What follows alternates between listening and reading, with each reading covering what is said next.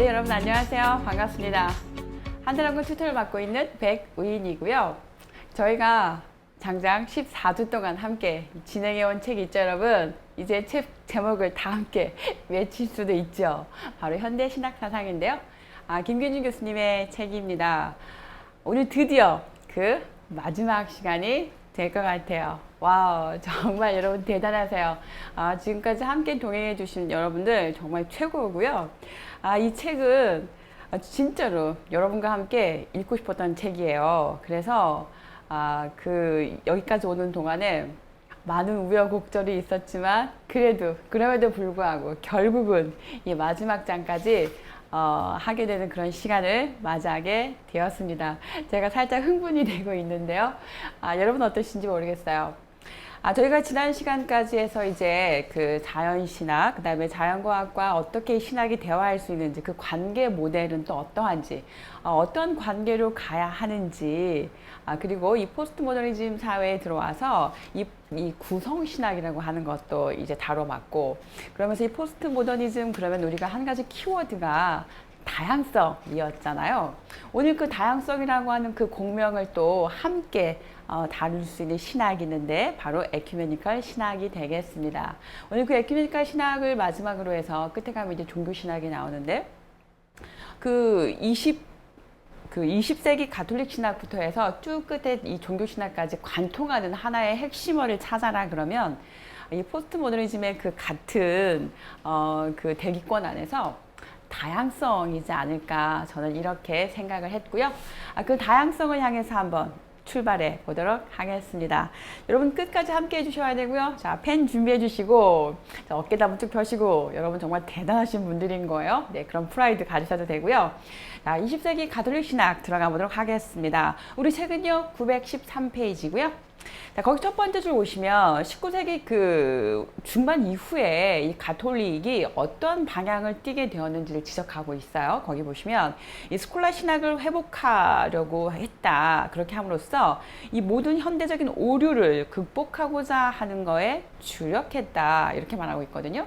자, 그러면 스콜라 신학 동그라미 딱 치시면서 여러분 스콜라 신학은 다른 말로 어떻게 말할 수가 있나요? 교부 신학이잖아요. 그쵸? 그러니까 실제로 교회에서 몸을 담고 있는 신학자라든가 교수라든가 이런 사람들에 의해서 세워진 그런 신학을 말할 수가 있을 텐데, 자, 그러다 보니 어떻습니까? 마치 위에서 아래로 내려오는 듯한 그런 신학이 되는 거잖아요. 그래서 우리가 상황 신학에서 늘 비판했던 게 무엇이었습니까? 현재적 삶의 자리가 반영되지 않았다고 하는 거, 다시 말해서 구체성이 빠졌다라고 하는 거, 이것이 지적이었잖아요. 그래서 이 상황 신학의 포인트는 현재 지금 처한 이 삶의 자리에서, 즉 아래에서 위로 올라가는 그런 신학을 추구했다면, 이 스콜라 신학은 또 어떻습니까? 위에서 아래로 오기 때문에 어떤 비판의 여지가 많겠죠. 그래서 마치 전통적인 그런 그 신학에 다시 이렇게 회귀하는 듯한 그런 생각을 갖고서 이 가톨릭 신학이 이제 어떤 방향성으로 변모되어 가고 있고 어떻게 방향을 전환해야 하는지 여러 가지 제언들이 있는데요. 자, 그런 것들을 함께 듣도록 하겠습니다. 거기 보시면 그 1번인데요. 알프레드 로아지의 현대주의 논쟁이 있습니다. 자, 넘겨보시죠. 우리가 다룰 것들이 많기 때문에 좀 중요한 키워드만 여러분이 이미 독서를 다 해오셨다는 전제하에 제가 키워드만 좀 잡고 쭉 달려가 보도록 할게요. 그 첫 번째 보시면 그 하르낙에 대해서 이제 비판을 합니다. 하르낙이 뭐라고 했느냐, 두 번째 줄 한번 보실게요. 기독교의 본질은 하나님의 아버지 되심에 대한 신앙에 있다, 이렇게 표현하고 있어요. 그래서 이 예수는 자기가 하나님의 아들임을 분명히 말하지 않는다, 이렇게 말하고 있거든요. 조금 더 읽어볼게요. 이 복음의 선포에서 그는 하나님 아버지에 대해서 이야기할 뿐이다. 그래서 하나님의 성육신, 예수의 하나님 아들 되심, 구원자 예수 그리스도에 관한 기독교의 모든 그리스도론적 교리들은 이제 이 기독교가 헬레니즘화 되면서 이 만들어진 그리스도적 정신의 산물에 불과하다 이렇게 표현하고 있어요. 그러니까 말하자면 그 그리스 철학과 같이 플러스가 되면서 뭔가 고유의 본질적인 내용이 좀 희석되었다, 혹은 뭔가 이렇게 불순물이 끼었다, 이제 이런 식으로 이해할 수가 있을 텐데, 자, 이에 대해서 루아지가 비판을 합니다. 세 번째 줄 보실게요. 두 번째 패러그래프의 세 번째 줄 보시면 기독교의 본질에 대한 그의 정의는 확실한 본문들 전체에 기초한 것이 아니라 몇 가지 본문에만 기초하고 있는 거다, 이렇게 지적을 하고 있어요. 그러니까 하르나기 말하기를 이 기독교의 본질은 하나님 아버지 되심에 대한 신앙인 거고, 예수는 자기가 하나님 아들이라고 하는 것을 분명하게 말한 적이 없어, 이렇게 지적을 했다면, 이제 루아즈는 그건 당신이 부분만 여러 그 본문 안에서 하나의 단편만 봤기 때문인 거지, 이런 식으로 지적을 하고 있는 것이고요. 그 다음에 이제 세 번째 패러그래프로 넘어갈 거예요. 거기 첫 번째 줄 보시면 하르나기 기독교의 중심점이라고 주장하는 그 하나님 아버지 되심은 예수가 선포했고 또 앞당겨온 종말론적인 하나님 나라의 메시지로 환원될 수 있다, 이렇게 표현하는 거죠. 그래서 이 복음이 단지 하나님 아버지에 관한 진리만을 가르친다고는 주장할 수가 없다. 복음은 하나님의 그 아버지 되심에 그거 말고, 아버지 되심 말고도 다른 많은 내용들을 가르치고 있다, 이렇게 이야기하고 있거든요. 자, 그래서 미래 하나님 나라의 사실성, 하나님 나라의 복음적 메시지의 그 확실성, 선포자의 파송, 이러한 것들도 다 다루고 있다, 이렇게 보고 있습니다. 자, 그래서 이 루아즈는 교회와 복음이 연속성 상에 있다, 이렇게 말하고 있는 거예요. 그러니까 한마디로 말하면 하르낙은 복음과 교회가 혹은 어떤 주석과 어떤 그 복음이 뭔가 불연속상에 있다라고 한다면 루아즈는 아니다, 연속선상에 있다, 이렇게 말하는 것입니다. 그래서 세 번째 줄 보시면 교회가 복음에 대해서 이질적인 것이 아니라는 거죠. 복음의 역사적인 전개다, 루아즈는 이렇게 이야기하고 있었습니다.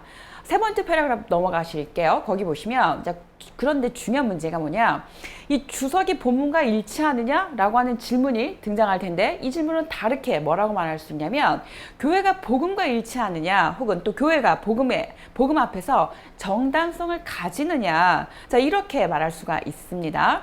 네 번째 줄 보시면, 복음과 교회는 처음부터 확정적이었던 게 아니다, 뭔가 이렇게 딱 고정되고 결정되어서 뭔가 본질이 있는 것처럼, 고정불변의 어떤 진리가 있는 것처럼 이렇게 생각하고 있지만, 그러나 복음과 교회는 처음부터 확정된 것이 아니라는 거죠. 역사의 과정을 통해서 마치 우리 과정신학을 말했던 그 화이트헤드처럼 과정이 있다는 거죠. 그래서 그 과정을 통해서 발전하고 적응하고 점점 확대되어 왔다, 이렇게 이야기하고 있습니다. 아래서 두 번째 줄 보실게요. 그래서 이 루아즈에 의하면 살아있는 종교에 있어서 모든 것은 고정불변, 그대로 끝, 완성, 그것이 아니라 계속해서 변화하는 과정 속에 있었다, 이렇게 지적하고 있었습니다. 자, 맨 마지막 줄이 중요한 것이죠. 자, 절대적인 것이 아니다 라고 하는 거예요. 두 번째 줄 보시면 절대적인 것으로 고정될 수 없다, 완벽하게 쫙 밑줄 그어주시면 루아지가 교회에 대해서, 복음에 대해서, 그리고 주석에 대해서 어떤 견해를 갖고 있는지 이해가 되실 겁니다. 자, 세 번째 줄인데요.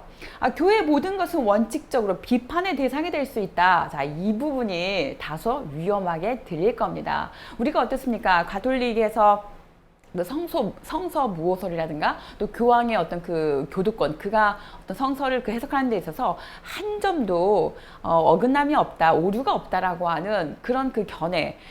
그러면서 교회의 모든 것들은 다 완벽하다, 완성적인 거다, 이렇게 말했다면 거기에 대해서 마치 헤겔식으로 부정성이 있다는 거죠. 뭔가 극복해야 할 부정성이 있어. 그렇기 때문에 늘 개방되어 있고, 그 결말에 대해서 늘 어떤 그 재해석이 가능하고, 뭔가 새롭게 다른 식의 해석이 가능하고, 이렇게 열어두고 있는 건데, 여기에 대해서 가톨릭 뭐라고 할까요? 보수라고 할까요? 곱게 봐주질 않겠죠. 자, 그래서 계속 읽어보도록 하겠습니다. 이것은 이제 가톨릭에 대한 도전과 비판으로 들렸다. 네 번째 줄입니다. 예수는 하나님 나라를 선포했고 이를 위해서 교회가 등장했다라고 루아즈가 말했는데, 이제 우리가 어떻습니까? 어떤 사실에 대해서 뭔가 한꺼풀 자기의 견해가 딱 들어가요. 그러면 자기의 관점을 가지고 어떤 문장을 해석하는 거죠. 그러다 보니까 루아지는 예수가 하나님을 선포했고 그를 위해서 교회가 등장했어 이렇게 말한 건데, 이제 이를 반대하는 사람들은 어떻게 해석을 하냐면 그 다음에 이어집니다. 보면 예수는 본래 하나님 나라를 세우려고 했고 교회를 세우려고 하는 것이 아니다, 이렇게 와전이 되어버리는 거예요. 본래 의도는 하나님 나라를 선포해서 예수님이 이를 위해서 교회가 등장이 된 거야. 어떤 그 개연성 혹은 어떤 그 인과성, 시간적인 어떤 그런 걸 말하고 있는데, 이 문장이 잘못 와전되니까 어떻게 되는 거예요? 예수는 말이지 하나님 나라를 세우려고 하는 거지 교회를 세우려고 한 게 아니야. 이렇게가 되면 이제 어떻습니까? 교회 따로 하나님 나라가 따로인 것처럼 들려지게 되는 거죠. 그래서 이렇게 오해가 생겼고, 그로 인해서 이제 어떻게 되는 겁니까? 뭔가 불리한 어떤 그 입장에 처하게 되겠죠, 그에게. 자, 이렇게 해서 로아제에 관한 이야기를 매듭을 지어볼 거고요. 그 다음에 우리가 굉장히 많이 다뤘던 들어봤던 인물일 거예요. 특히 자연신학을 이야기할 때, 과학과 종교의 관계를 말할 때, 이 샤르댕은 늘 등장하죠. 샤르댕이 나오면 바로 떠오르는 게 무엇이었습니까? 진화론적인 사유. 또 하나가 무엇이었죠? 오메가 포인트였잖아요. 오메가 포인트에 누가 있습니까? 예수 그리스도가 있잖아요. 그리고 그 진화론을 보면 어떤 그 물질에서 생명이 등장하고 생명이 계속 의식이 발생하고 그 의식이 결국은 어디까지 도달해야 되냐면 바로 그리스도까지 도달하게 되는 거죠. 이렇게 해서 이제 그 우주가 완성이 되는 건데, 그의 그 진화신학 들어보도록 하겠습니다. 두 번째 줄인데요. 그의 어떤 그의 어떤 그 인식의 지평이 어떤 것들인지 알기 위해서 두 번째 줄 읽어보시면 이해가 될 것 같습니다. 그는 가톨릭교회 예수에 속한 사제고요. 지리학자예요. 그리고 고생물학자입니다. 그러니까 그가 어떤 그 과학적인 그 스탠스를 갖고 있고, 그래서 그것이 그의 신학함에 있어서 당연히 함께 공명하고 있겠죠. 우리는 그렇게 이해할 수가 있겠습니다. 그 다음에 이제 다섯 번째 줄에 보시면 무성생식과 원죄개념에 대한 그의 비판, 또한 그의 범신론적인 경향과 진화론을 옹호하는 입장, 이런 것들이 교계에서는 어떻습니까? 곱지 않았던 거예요. 그래서 결국은 교수직을 박탈당하게 됩니다. 아래서 두 번째 줄 보시면 자연과학적인 문헌은 출판할 수 있지만 이제 신학적이고 종교적인 문헌은 일체 출판할 수가 없다, 이렇게가 되죠.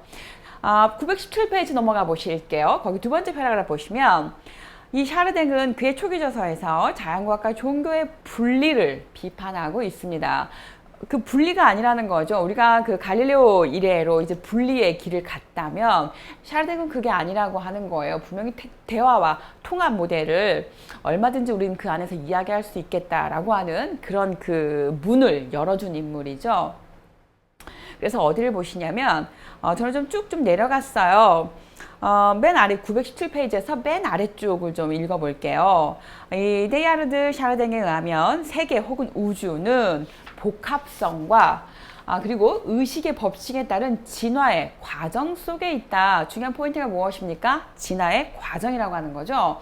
그래서 그는 두 가지를 이야기하고 있는데요. 세 번째 줄 보실게요. 점점 증가하는 복합성의 에너지입니다. 여러분, 우리 수학 시간에 그 함수를 배우셨을 거예요. 좀 어려우신가요? 다 몰라도 그래프가 이렇게 쭉 이렇게 위로 이렇게 상향해서 올라가는 그 직선이 있을 거예요. 그 생각을 해보시면 그 탄젠트적인 에너지가 어떤 말인지 이해가 되실 거예요. 그래서 계속해서 점점 증가하는 그런 에너지다, 이렇게 기억하시면 좋을 것 같고요. 그 다음에 네 번째 줄 보시면 중심을 향해서 모이는 중심화적인 에너지라고 설명되고 있습니다. 그리고 이 중심화의 에너지는 혹은 점점 더 증가하는 의식의 에너지를 가지고 있다, 이렇게 표현하고 있죠. 그래서 이것이 이제 어떻게 적용이 되느냐면 한 줄 더 내려가시면 우주 속에는 무한한 분리의 영역이 있는 동시에 일치의 중심이 있다, 이렇게 표현하고 있어요. 무한하게 계속해서 분리도 하지만 이것이 계속해서 어떻게 됩니까? 이렇게 마치 자기 조직화인 것처럼 이렇게 뭉치기도 하는 거죠. 그러면서 거기에서 뭔가 이렇게 의식이 딱 등장하게 된다는 거예요. 그런 이야기가 펼쳐질 거고요. 그 아래 조금 더, 그 옆에 조금 더 읽어볼게요. 이 두 가지 성분으로 인해서 물질은 끊임없이 나누어지고 계속해서 마치 세포 분열을 생각하시면 되는 거예요. 하나가 두 개, 두 개가 네 개, 네 개가 8개, 16개, 32개 이런 식으로 계속 이렇게 세포수가 증가하면서 어떤 그 물질이 생명으로 등장하게 되는 거잖아요. 그렇게 계속해서 분리가 일어나게 되고 그러면서 이 부분들이 완전한 조화와 일치를 이루는 그런 아름다움을 향해서 중심으로 이렇게 모아지게 되는 거죠. 그래서 결국은 의식이 등장하게 된다는 거. 자, 그렇게 읽으시면 되겠고요. 그 다음에 첫 번째 패러그래프에서 아래서 세 번째 줄에 보시면 이 중심점이 있는 앞으로 위를 향해 움직인다. 이렇게 표현하고 있어요. 그래서 우리가 그림을 생각해 보실 때 저는 나선형 그림이 굉장히 좀 적합한 것 같아요. 그래서 이렇게 나선형을 그리면서 계속해서 위를 향해서 이렇게 올라가는데 마침내 도달하는 그 점은 뭐다? 바로 오메가 포인트고 거기에 의식이 등장하고 거기에 바로 누가 등장한다? 예수 그리스도가 등장한다. 이렇게 표현하고 있어요. 그러면 예수 그리스도는 어떻게 할까요? 우리를 향해서 이렇게 내려오고 계시겠죠. 우리는 계속해서 이렇게 올라가고 있을 거고요. 그래서 이게 딱 만나는 그 지점. 자, 거기가 뭐라고 할까요? 종말의 때라고 할까요? 자, 이렇게까지 연상이 될 텐데요. 자, 그런 식의 이야기가 두 번째 패러그래프부터 계속 펼쳐지고 있습니다. 두 번째 패러그래프의 첫 번째 줄 한번 읽어볼까요, 여러분? 자, 모든 사물들이 그것을 향해서 움직이는 중심점 곧 우주의 목적이 무엇이냐? 또 있습니다. 완전한 일치와 조화와 아름다움이 있는 중심점을 향해서 모든 사물들이 계속해서 움직이게 하는 그런 내적인 에너지가 무엇이냐라고 물을 때, 자, 샤르댕은 뭐라고 말하냐면요. 네 번째 줄입니다. 그 원인과 목적을 뭐라고 한다? 바로 그리스도라고 하죠. 거기 별 그려주실게요. 자, 한 줄 더 내려가시겠습니다. 세계 모든 사물들은 그리스도 안에서, 그리스도를 통해서, 그리고 그리스도를 향해서. 거기 중요한 말이죠, 여러분. 그리스도 안에서, 그리스도 통해서, 그리고 그리스도를 향해서 창조되었다. 그리고 결국 그리스도 안에서 하나로 어떻게 될 거다? 통일될 것이다. 이렇게 표현하고 있었습니다. 그러니까 결국 진화 과정이라고 하는 것은 어떻습니까? 그리스도 안에서 하나가 되는 것을 향해서 계속 나아가게 되겠죠. 그러니까 당연히 방향성과 목적이 있는 것이고요.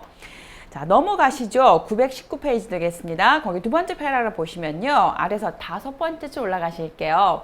거기 보시면 성서가 증언하는 그리스도가 바로 이 궁극적 일치점, 곧 우주의 오메가 포인트인 동시에 중심점을 향한 운동의 원동자이다. 이렇게 표현하고 있습니다. 그러니까 샤르댕이 말하는 그 오메가 포인트가 바로 그리스도인데 그 그리스도가 바로 누구다? 성서가 말하는, 성서에 등장하는 그리스도다. 이렇게 표현하고 있었습니다.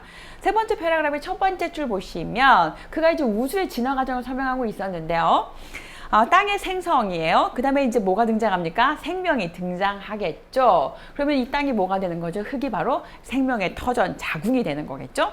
자, 그리고 정신의 생성, 정신이 만들어지고 그리고 이제 그리스도가 생성이 됩니다. 이제 이렇게 읽어보시면 되겠고요. 넘기도록 할게요.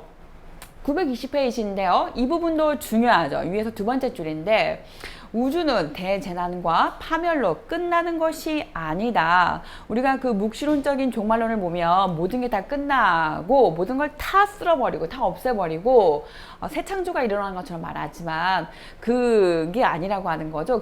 거기서 그 구원이 이루어지는 거 그걸 생각하시면 모든 것이 그리스도 안에서 화해가 일어나고 통일되는 거 거기가 바로 종말이라고 하는 거. 그래서 하나님의 영광이 온 우주 안에 나타날 새로운 세계를 향해서 움직이게 됩니다. 자, 이러한 생각을 하고 있기 때문에 당연히 그는 이 자연과학적인 신학과 기독교 신학 그리고 그리스도의 구원의 역사와 진화론을 화해시키는 다리가 되는 것이죠. 자, 그 다음에 또 세 번째 패러그래프 넘어가도록 하겠습니다. 진화가 그리스도의 다시 오심을 위한 궁극적인 전제 그리고 출발점이 될 수가 없다. 이렇게 표현하고 있어요. 자, 이게 어떤 내용일까요? 좀 더 들어가 볼까요? 궁극적으로 그리스도의 다시 오심은 초자연적이고 초월적인 하나님 자신으로 말미암아서 일어날 것이다. 이렇게 표현하고 있습니다. 그러니까 다시 말하면 진화가 그 어떤 그 물질 세계 안에서 자체적인 어떤 그 메커니즘에 의해서 일어나는 것이 아니라는 거죠. 그 진화 안에 어떤 것이 개입한다는 거죠? 초월적인 하나님이 개입되는 거다. 다시 말하면 진화도 하나님의 영역에 속한다. 이렇게 보면 되겠습니다. 자, 넘어가도록 하시겠습니다. 아래서 올라가 볼까요? 아래서 6번째 줄인데 그리스도의 생성을 향한 인류의 상승과 진화의 과정 속에서 우주 속으로 내려오시는 그리스도의 활동이 다시 만날 때 그리스도의 다시 오심이 일어날 것이다. 어떻습니까? 이렇게 지금 만나는 거죠. 우리는 계속해서 이렇게 해서 올라갈 거고 그리스도는 이렇게 내려올 거고 그래서 만나게 될 겁니다. 넘어가 보도록 하겠습니다. 그 다음에 921페이지로 넘어왔는데요. 자, 그가 이러한 생각을 하게 된 신학적인 근거가 무엇이냐? 이 저자는 뭐라고 제안하고 있냐면 그리스도의 성육신 또 하나 뭡니까? 성만찬에서 발견하고 있었습니다. 아래서 두 번째 줄 보시면 이 성만찬의 친교는 인류와 그리스도의 친교이기도 하며 온 세계와 함께 나누는 친교다 이렇게 표현하고 있었습니다. 그러니까 인류와 그리스도 뿐만 아니라 온 우주, 온 세계와 함께 나눈 친교다 이렇게 확장하고 있는 것이죠. 자, 그 다음에 넘겨보도록 하시겠습니다. 922페이지로 넘어왔는데요. 자, 이 데이아르드 샤르댕의 신학과 그것이 갖고 있는 문제점을 한번 살펴봐야 될 텐데, 거기 두 번째 패러그래프 첫 번째 줄 보시면 근본주의 혹은 보수 계열의 그리스도인들은 어떻습니까? 진화론 나오면 거의 경기를 일으킨다고 했잖아요. 말도 안 돼, 말도 안 돼, 큰일 나 이런 식인데 그래서 아주 이단적인 걸로 평가를 한다는 거죠. 자, 넘어가 보시죠. 923페이지인데요.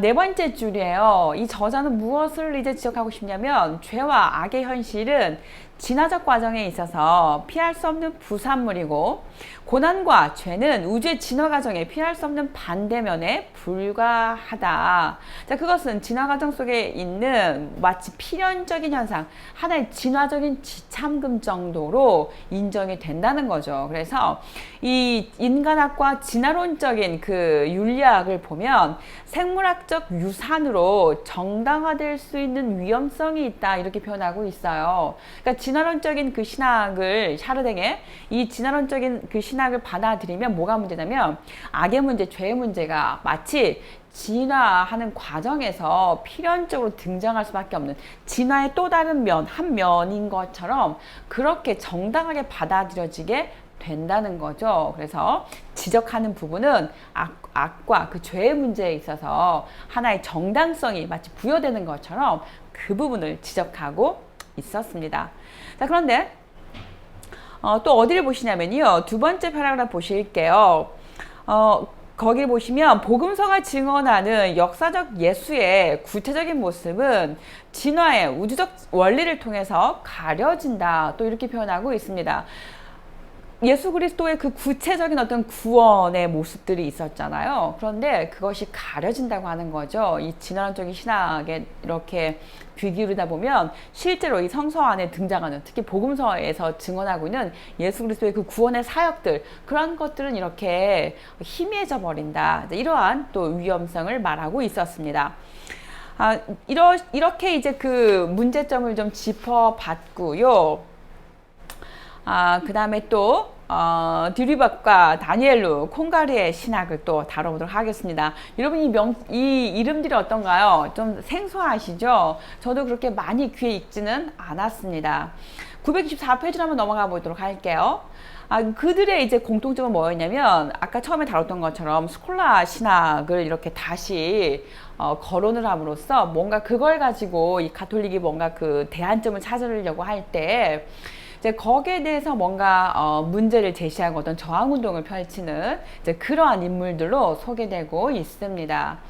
그래서 네 번째 줄 보시면 그는 새로운 시대의 정신사적인 흐름에 반해서 자신을 폐쇄한 스콜라 신학의 왜소함을 극복하고자 한다. 이렇게 지적하고 있는 거죠. 그러니까 스콜라 신학이 갖고 있는 뭔가 어떤 그 본질에 갇혀서 뭔가 로고스 이성에 갇혀서 그 확고부동한 결정론적인 어떤 그 신학, 내용, 신관 이런 것들에 대해서 그것을 극복하려고 하는 시도다 이렇게 보시면 되겠고요.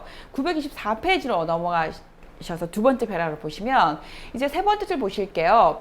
죄라고 하는 건 뭐냐? 하나님과 이웃과 하나됨의 분열을 뜻하는 거다. 구원은 이 하나됨이 회복하는 것을 말하는 거다. 이 가톨릭 교회의 가톨릭성은 지리적인 그 보편성을 뜻하는 것이 아니라 각 사람과 모든 사람을 향한다는 그런 의미의 보편성이다. 이렇게 지적하고 있었고요.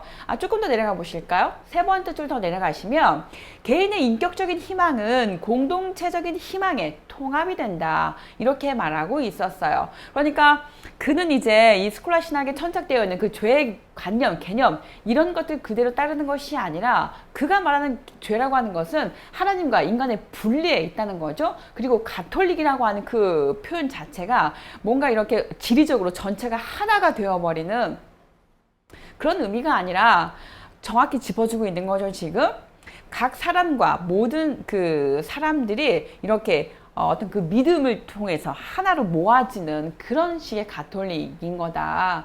그 보편이라고 하는 의미가 이렇게 말하고 있었고, 그래서 개인적인 인격적인 그 희망 이런 것들도 다 공동체 안에서 같이 이렇게 마치 그 뭐라고 하죠? 공동체성 안에서 하나의 개체들이, 그러니까 개체이면서 전체를 이루고 있는 그 할로키 같은 그런 그 개념을 이해하시면 좋을 것 같습니다. 자, 그 다음에 또 넘어가도록 하실게요. 925페이지인데요. 어디를 쭉 넘어가 보시면, 어디를 보시냐면, 첫 번째 패러그래프에서 다섯 번째 줄 한번 보실게요. 거기 보시면 개인의 인격적인 측면이 간과되거나 경시되어서는 안 된다고 하는 거예요. 어떤 개인적인 것이 공동체 전체 안에 같이 이렇게 들어가 있지만 그렇다고 해서 그 안에 어떤 개체적인 것, 개인적인 것이 그 보편 안에 다 없어져 버리냐? 그건 아니라는 거죠. 개체적인 것, 특수적인 것도 그 안에서 같이 들어있으면서 공동체적인 걸 같이 말해야 된다. 이렇게 이해하시면 되겠습니다. 자, 넘겨보실게요. 926페이지고요. 이제 다니엘 루에 대해서 한번 다뤄보도록 하겠습니다. 몇 줄 보시냐면요. 위에서 한번 내려보도록 하겠습니다. 다섯 번째 줄인데요. 기독교의 그 역사 신학은 역사를 하나의 일정한 법칙에 따라서 반복되는 그 원운동으로 생각을 하는 거죠. 그래서 영원히 변할 수 없는 것 이렇게 생각을 했단 말이에요. 자, 그런데 그는 어떻게 말하고 싶냐면 성육신이라고 하는 어떤 그 새로운 사건을 통해서 시간의 과정에 대해서 어떻게 표현하냐면 하나의 사건으로 부여하는 거예요. 그러니까 원운동이라고 하는 것은 어떻습니까? 마치 그 아무런 변화도 없는 그 해 아래 새로울 것이 없다라고 하는 그런 그 계속해서 반복되는 그 순환 운동을 말하는 것 같지만, 그러나 그 성육신 사건이라고 하는 것은 어떻습니까? 어떤 그 시간을 관통해서 들어와 버리는 거잖아요. 그래서 그 계속되는 연결되는 어떤 그 시간 안에서 시간의 흐름에 균열을, 구멍을 내어버리는 거죠. 그래서 거기서부터 뭔가 이렇게 새로운 시간이 출현되는 거, 그래서 카이로스의 시간이 되어버리는 거죠. 그렇게 지금 이 역사를 보고 있는 거예요. 조금 더 내려가 보도록 하시겠습니다. 2번인데요. 그의 또 기독교 역사 신학은 발전하는 구원의 경륜에 근거해서 역사를 진보의 과정으로 파악하고 있습니다. 그래서 그가 그 유대교의 역사 이해와는 달라요. 그는 계속해서 뭔가 이렇게 마치 헤겔식으로 이 진보하는 그런 역사관을 갖고 있습니다. 그 다음에 세 번째인데요. 기독교 역사 신학은 근대의 철학적 시간관과 다릅니다. 한 줄 내려가셔서 역사의 목적 내지 마지막의 개념을 알지 못했어요. 근대 철학은. 그러나 기독교의 역사 신학은 그의 그 종말론적인 신학에 근거해서 역사의 목적 내지는 마지막을 견지하고 있다. 뭔가 그 오메가 포인트 지점이 있다는 거죠. 우리가 향해서 나아가야 하는, 도달해야 되는, 마침내 이루어야 되는 그곳이 있다라고 하는 거예요. 자, 그래서 첫 번째 패러그래프 맨 마지막 줄 보시면 기독교의 역사 신학은 역사를 사건과 진보와 목적의 범주랑 같이 이렇게 결합시킨다. 그래서 한마디로 이 장 다니엘 루는 어떻게 표현하고 싶은 거냐, 이 역사 신학을 역사를 사건으로, 그리고 어떤 그 진보하는 것으로, 그리고 어떤 그 목적의 범주로 같이 이렇게 연결시켜서 설명해내고 있었습니다. 그 다음에 또 어디를 가시냐면 두 번째 패러그래프이고요. 아래로 내려가 보실까요, 여러분? 대략 다섯 번째 줄인데요. 구원에 관해서 말하고 있어요. 구원의 역사는 태초의 창조와 종말의 새 창조라고 하는 두 가지의 그 우주적인 사건들 사이에서 진행되는 거다. 이렇게 말하죠. 그래서 이 역사의 중심은 그리스도의 사건이다. 이렇게 요약하고 있습니다. 자, 927페이지에서 두 번째 패러그래프 보실게요. 첫 번째 줄 보시면 현재의 세계와 그리고 장차 올 완성된 세계와의 관계를 이제 뭐라고 표현하느냐? 시작된 종말론이다. 이렇게 보고 있었습니다. 표현 어떤가요, 여러분? 멋지죠? 시작된 종말론. 이미 시작된, 그러나 아직은 아닌 그런. 그래서 장차 올 이 세계, 곧 종말은 이미 시작되었다는 겁니다. 그러나 완성은 아직 됐다, 안 됐다? 안 됐다라고 하는 거죠. 자, 세 번째 패러그래프 보실게요. 기독교와 세속문화의 관계에 있어서 두 가지 입장을 그는 구별하고 있었어요. 그 중에 첫 번째가 뭐냐면 종말론주의적인 입장이에요. 그리고 두 번째는 성육신주의적인 입장인데, 이 첫 번째는 인류의 그 문화적인 진보, 그 다음에 하나님 나라가 어떻습니까? 마치 딱 단절이 이루어진 듯한 그런 뉘앙스를 주었다면, 후자는 이제 어떤 연속선상에 있는 거죠. 문화의 긍정적인 가치를 인정하고 그것을 하나님 나라를 준비시키는 것의 하나의 어떤 그 과정, 통로로 이해하고 있는 거예요. 자, 그렇게 보시고, 그 다음에 마지막 네 번째 패러그래프 가실게요. 그는 이제 타종교와 기독교의 관계에 대해서 어떻게 이야기하냐면, 여기가 중요한데, 이 타종교에 대해서 기독교는 긍정적이고 수용적인 태도를 취할 수도 있고, 또 부정적이면서 배타적인 태도를 취할 수도 있는데, 자, 그러면 전자의 경우 이 타종교는 기독교를 위한 하나의 준비 단계로 이해가 되겠죠. 자, 반면에 후자라면, 부정적이고 배타적이라면 이제 그것은 준비 단계가 아니라 어떻게 됩니까? 극복해야 되는 하나의 방해물이 되는 거죠. 자, 여러분 어느 쪽을 이렇게 택하고 싶으신가요? 넘겨보실게요. 뭔가 그 준비시키는 과정, 그것은 이제 하나의 어떤 그 구원의 영성을 이렇게 뭐라고 말할까요? 그러니까 아까 앞문장에서 전자가 있고 후자가 있었어요. 전자는 다 수용할 수 있지. 그 뭐 다른 타종교도 말이지.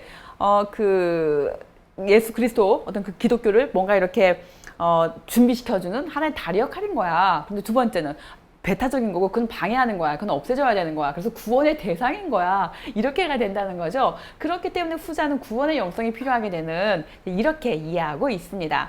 자, 그 다음에 두 번째 패러그래프 보시면 이 기독교의 이 서구적 형태가 유일한 형태는 아니다. 이렇게 표현하고 있죠. 자, 그러면 두 번째 줄입니다. 역사적으로 가능한 다양한 형태들 가운데 하나인 거다. 그러니까 서구적인 어떤 그 기독교, 서구적 형태의 기독교만이 어떤 유일한 형태는 아니라고 하는 거죠.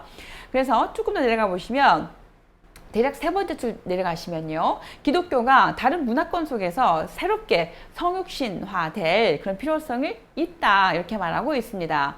그래서 이 기독교라고 하는 것은 이 프루이즘을 어떤 각도로 놓냐에 따라서 다양하게 펼쳐지는데요. 그 스펙트럼이 이 교회의 일치성 혹은 획일성이 아니라 이 가톨릭적인 일치성, 이 가톨릭적인 일치성 동그라미 딱 치시고서 가톨릭적 거기다가 이 스타카토를 딱 찍으시면 다양성이구나, 이렇게 같이 이해할 수가 있겠습니다. 그래서 그가 말하는 것은 다양성 안에서 일치인 거다, 이렇게 표현하고 있었어요. 자, 그 다음에 콩가르를 한번 다뤄보도록 하겠습니다. 그는 두 번째 줄인데요. 교회의 현실과 비밀을 적절히 나타낼 수 있는 네 가지 개념들을 말합니다. 재밌어요. 들어볼게요. 첫 번째, 하나님의 백성이고요. 두 번째가 그리스도의 몸이에요. 세 번째가 단체이고요. 네 번째가 친교가 되겠습니다. 여러분, 이 네 가지 개념이 어떻습니까? 자연스럽게 이렇게 막 흘러가지 않나요? 그래서 하나님 나라의 하나님의 백성인 거고, 그리스도의 몸인 거고, 그래서 어떤 단체가 모여서 친교를 이루게 된다는 거죠. 자, 그런 식의 설명이 여기서 펼쳐지고 있어요. 한번 확인해 보실까요?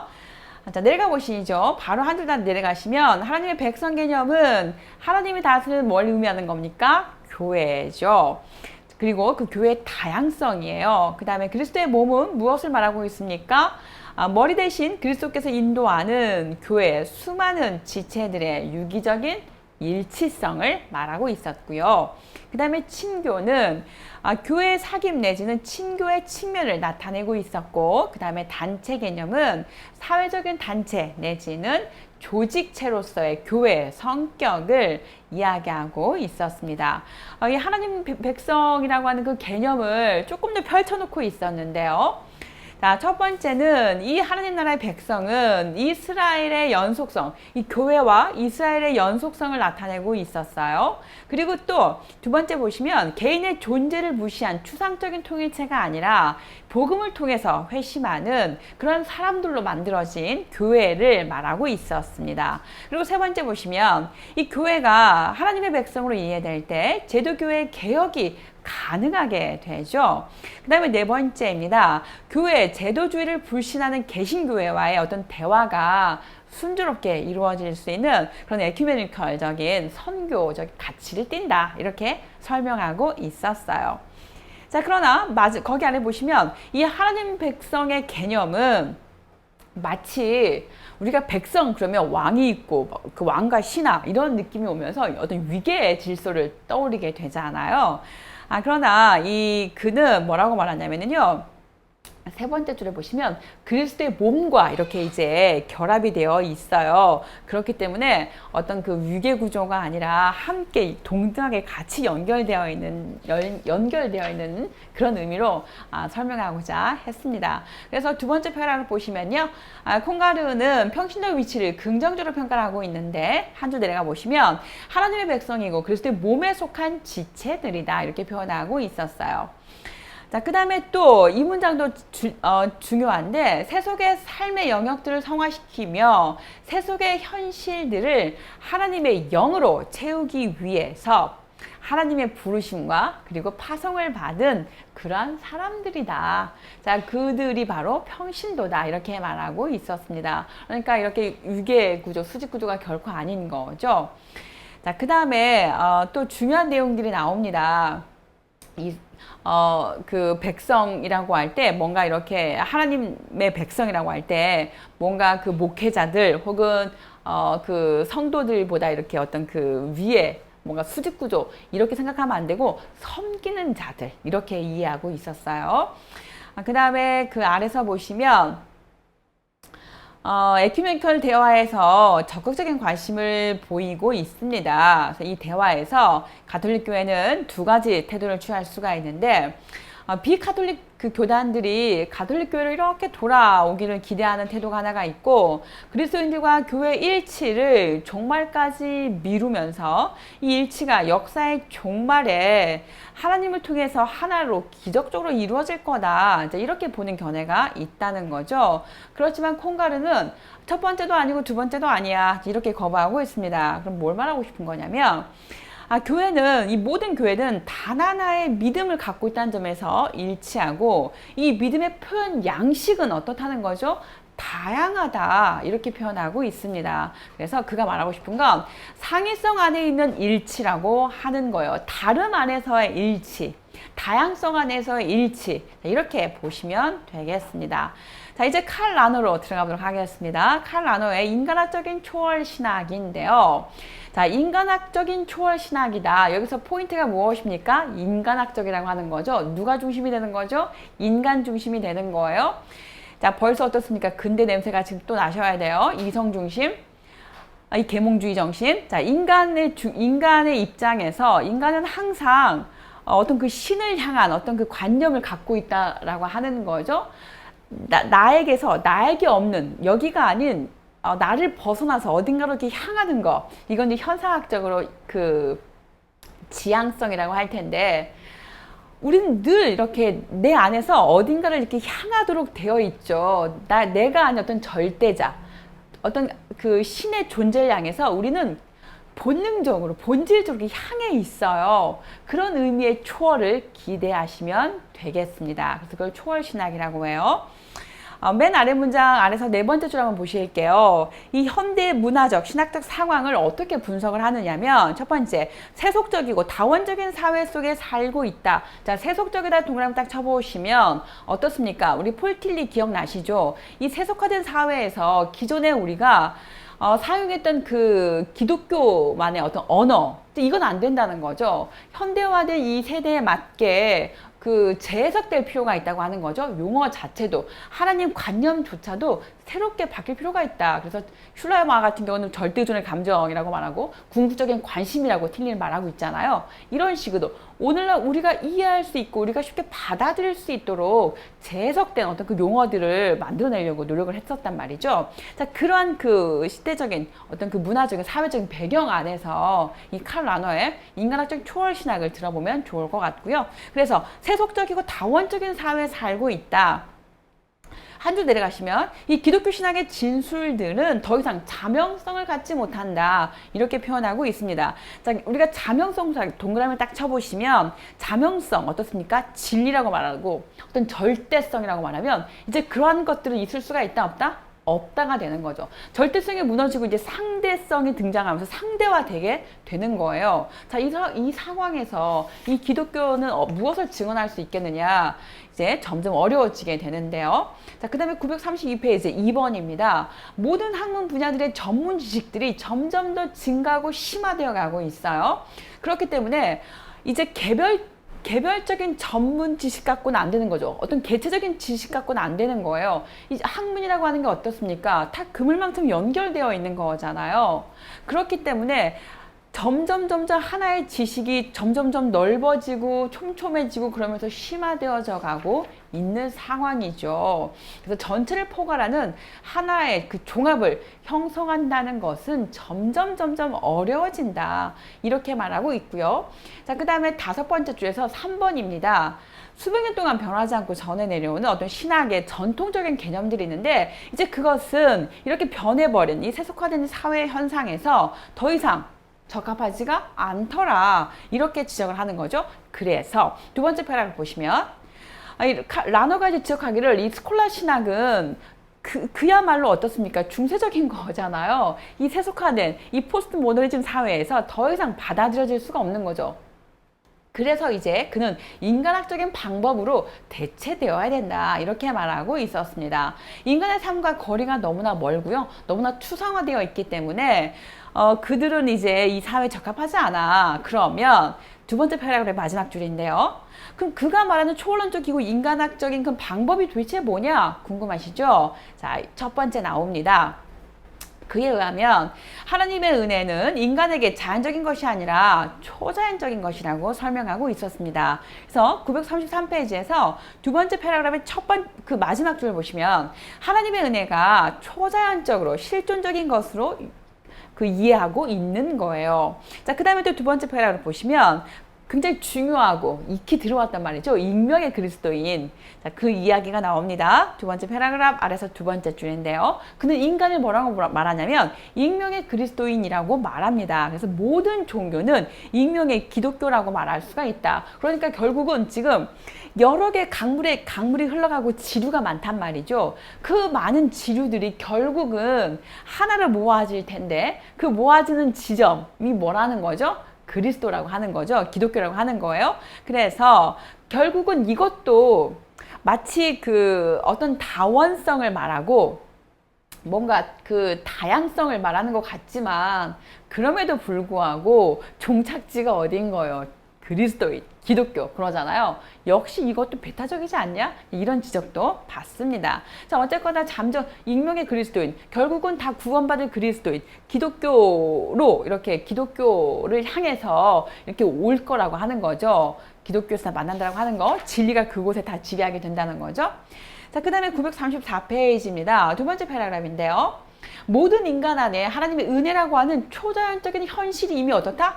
주어져 있다는 거예요. 모든 인간의 유한한 정신은 무한한 것을 향한 개방성을 가지고 있고 이 개방성 때문에 인간은 계속해서 어떻다는 거죠? 그 한계를 넘어가려고 한다는 거죠. 그 유한성을 계속 넘어서 어떤 무한을 향해서 이렇게 나아가려고 한다는 거예요. 자, 유한성을 극복해서 나아가려고 한다? 그게 바로 뭐라는 거죠? 초월이라고 하는 거예요. 그래서 늘 우리 인간에게는 초자연적인 그 현실이 우리 안에 은혜로 이렇게 주어져 있고, 그것 때문에 그것이 마치 어떤 그 추동하는 에너지가 되어서 나의 한계, 나의 어떤 유한성을 계속 극복해서 이렇게 고양된 정신으로 나아가려고 한다는 거죠. 어떻습니까? 저는 이걸 읽으면서 그 누구죠? 데카르트도 떠오르고, 그 철학에서 말했던 우리 인간 중심적인 어떤 그 이성, 인간이 갖고 있는 의지 혹은 뭐 그 또 욕망이라도 표현하고, 어떤 코나투스 개념 혹은 어떤 그 힘의 의지라고 하는 것, 그 모든 것들이 결국 인간 중심인 거잖아요. 그래서 그 인간이 중심이 되어서 인간 안에 내재되어 있는 그 에너지를 가지고 계속해서 이렇게 나아가게 될 거야. 철학자들의 시는 어떤 인격 그들은 그러니까 인간 안에 내재되어 있는 그 힘을 가지고 어딘가에 도달하기 위해서 뭔가 이렇게 기투하는 존재가 될 거야 라고 한다면, 이제 칼 라너는 신학자이기 때문에 그 추동하는 힘이 바로 뭐야? 하나님이 주신 은혜인 거지. 그래서 우리 안에는 다 초현실적인 그 은혜가 다 들어있어. 신으로부터 이미 들어왔다라고 하는 거죠. 그래서 그 은혜를 가지고 우리는 계속해서 우리 유한성을 극복해서 나아가려고 하는 개방된 존재인 거야. 그래서 초월적인 신학을 말하고 있는 겁니다. 자, 그 초월성의 이야기 여러분 이해되시죠? 자, 확인해 드려요. 한 번 더 밑줄 긋습니다. 그 두 번째 패러그래프의 네 번째 줄인데요. 인간은 초월성을 그의 존재, 선험적 구조로 가진다. 자, 선험적 구조 밑줄 쫙. 무슨 말인 거죠? 이미 들어있어. 그 말인 거죠. 이미 인간은 하나님으로부터 쭉 은혜가 이미 들어와 있다는 거예요. 우리 안에 내재되어 있다는 거죠. 마치 그 본유관념처럼, 데카르트의 본유관념처럼 이미 딱 들어있어. 그 얘기가 되겠습니다. 자, 선험적 구조 이해되시죠? 자, 넘어가 보실게요. 935페이지인데요. 마지막 패러그래프이고요.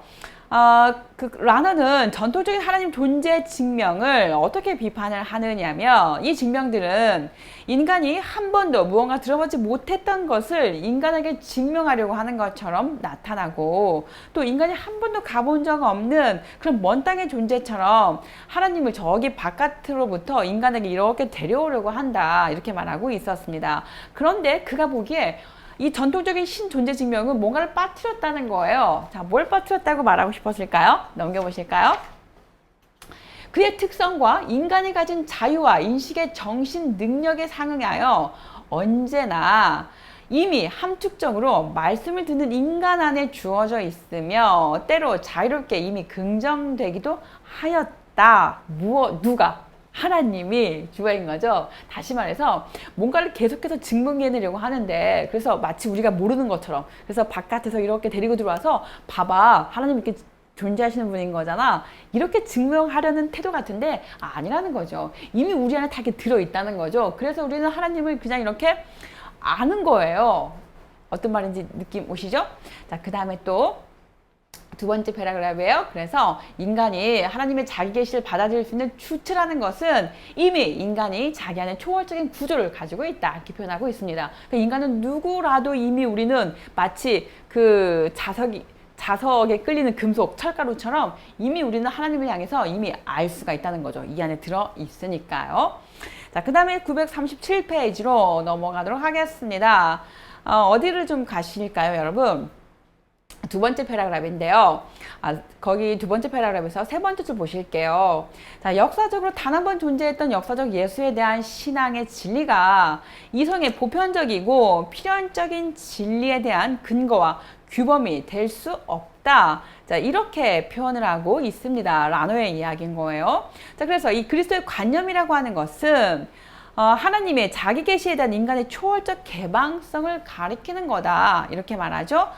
두 줄 더 내려가 보실게요. 이 하나님의 관념이 인간의 본성으로 주어져 있지 않다면 어떠한 인간도 예수를 그리스도로 인식할 수 없을 것이고 믿지도 못할 거다, 이렇게 표현하고 있습니다. 자, 다시 말해서 우리가 그리스도 잠시만요.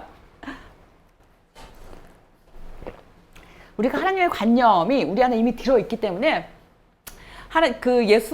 예수님이 그리스도이심을 우리는 알 수가 있다는 거죠. 이미 우리 안에 그 초월적인 인식이 선언적으로 들어있지 않다면 모른다는 거예요. 자, 그런 식의 이야기였습니다. 자, 넘겨 보실게요. 937페이지고요. 자, 라너는 이제 이 가톨릭 교회 자연과 은총의 문제에 대해서 어떻게 말을 하고 있냐면, 자, 은총이 자연을 전제로 하는 가운데 자연을 파괴하는 것이 아니라 오히려 자연을 완성을 하죠. 그렇게 하는 것처럼 하나님의 자유롭고 은혜로운 자기 계시는 인간의 자연 속에 주어져 있는 것을 완성한다. 인간을 이렇게 완성해 나간다고 하는 거예요. 하나님의 자기 계시가. 자, 그렇게 이해하시면 되겠고요. 자, 그 다음에 939페이지 넘어가실게요. 자, 라너의 신학의 타당성과 문제점입니다. 우리 문제점 한번 주목해 볼까요? 세 번째 패러그래프이고요. 아래서 세 번째 줄이에요. 영원한 진리에서 출발하지 않고 인간의 주체성에서 출발했다. 주체성 도그램 딱 쳐보실게요. 자, 인간의 주체성에서 출발했다. 인간 중심적인 해석이었다. 이렇게가 보는 거죠. 다시 말하면 신학을 인간화시켰다. 거기가 문제점이다. 이렇게 지적하고 있습니다. 자, 넘겨보실게요. 자, 그 다음에 940페이지예요. 두 번째 패러그래프에서 두 번째 줄인데요. 객관적인 어떤 그 관심 대신에 이 주관적인 신심이 신학적 사고의 중심이 되어버렸다. 이렇게 표현하고 있는 거예요. 역시 그러면서 이 포여바를 인용하고 있는 거죠. 하나님을 인간의 투사로 이렇게 보고 있는 것처럼 마치 라너도 그런 거였다. 자, 이렇게 지적하고 있습니다. 자, 그 다음에 쭉 넘어가 보실게요. 941페이지인데요. 자, 여기도 대단히 중요합니다. 두 번째 패러그래프에서 이 라너가 볼 때 라너가 말한 그 익명의 그리스도는 타당하다고 말할 수 있는데 모든 사람은 하나님의 피조물이고 또 하나님은 그리스도인들에게는 물론 타종교들까지도 그 해와 비를 똑같이 비춰주시고 내려주시는 그런 생명의 시간을 허락하신다는 거예요. 성서를 기초로 해서 지금 설명하고 있죠. 자, 또한 예수 그리스도는 그리스도인들 가운데서 그를 알지 못하는 작은 형제들 가운데도 계신다. 실은 이렇게 그 익명의 그리스도를 해석해야 되는데 마치 이 전 세계에 존재하는 모든 사람들이 하나같이 다 익명의 그리스도인인 것처럼 그렇게 해석되어서는 안 된다는 거죠. 자, 그래서 어떤 비판을 하고 있냐면 세 번째 패러그래프인데요. 이 타종교인들이 정말로 우리가 나중에는 나는 지금 불교고 나는 힌두교인데 나는 종국에는 그리스도로 난 이렇게 가게 되는 걸까? 이거는 사람들마다 다를 거라는 거죠. 인정하지 않을 수도 있다는 거죠. 그걸 지금 지적하고 있었고요. 그다음 맨 마지막에서 이 마태복음 25장에 비추어 볼 때 익명의 그리스도는 어떻게 표현되고 있냐면 가난한 자들, 굶주린 자들, 병든 자들 이런 자들. 그래서 그리스도의 작은 형제들 이들이 바로 익명의 그리스도인들이다. 그러니까 전 세계 인류를 말하는 것이 아니라 이렇게 소수자들을 이르는 거였다. 이렇게 지적하고 있었어요. 자, 여러분 우리 여기까지 하시죠. 그리고 잠시 쉬었다가 2부에서 이제 말타자리의 삼위일체론적 그리고 미학적 신학 들어가 보도록 하겠습니다. 잠시 후에 뵐게요.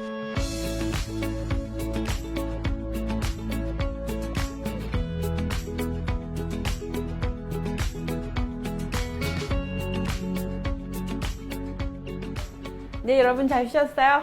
빨리 오세요, 빨리. 지금, 네, 갑자기 이게 확 늘었어요. 네, 이제 여러분들 성함을 좀 불러볼게요. 자, 어떤 분들이 와 계시나요? 너무너무, 귀한 이름입니다. 제일 먼저 1등으로 오신 분, 장재현 선생님이 1등으로 출제 계셨네요. 와, 반갑습니다. 그 다음에 권평화 선생님 반갑습니다. 정말 수고 많으셨어요. 저희 함께 하시는 동안. 박소라 선생님 진짜 최고예요. 그 다음에 최기용 선생님 반갑습니다. 그리고 김대원 선생님 반갑습니다. 그리고 권재범 선생님 반갑습니다. 그리고 유영진 선생님 반갑습니다. 그리고 최선우 선생님 드디어 들을 수 있게 되었네요. 네, 최선우 선생님 들어오셨네요. 반갑습니다. 그리고 김소정 선생님 너무 보고 싶어요. 그리고 문상준 선생님 반갑습니다. 최순철 선생님 네 정말 수고 많으셨어요. 함께 하시는 동안. 그 다음에 이종필 선생님 반갑습니다. 그리고 최희석 선생님 반갑습니다. 그리고 염기현 선생님 네 수고 부탁드린다고요. 네 반갑습니다. 그리고 황유일 선생님 반갑습니다. 그리고 김기섭 선생님 반갑습니다. 그리고 임희영 선생님 반갑습니다. 그리고 장은지 선생님 너무너무 수고 많으셨어요. 감사합니다.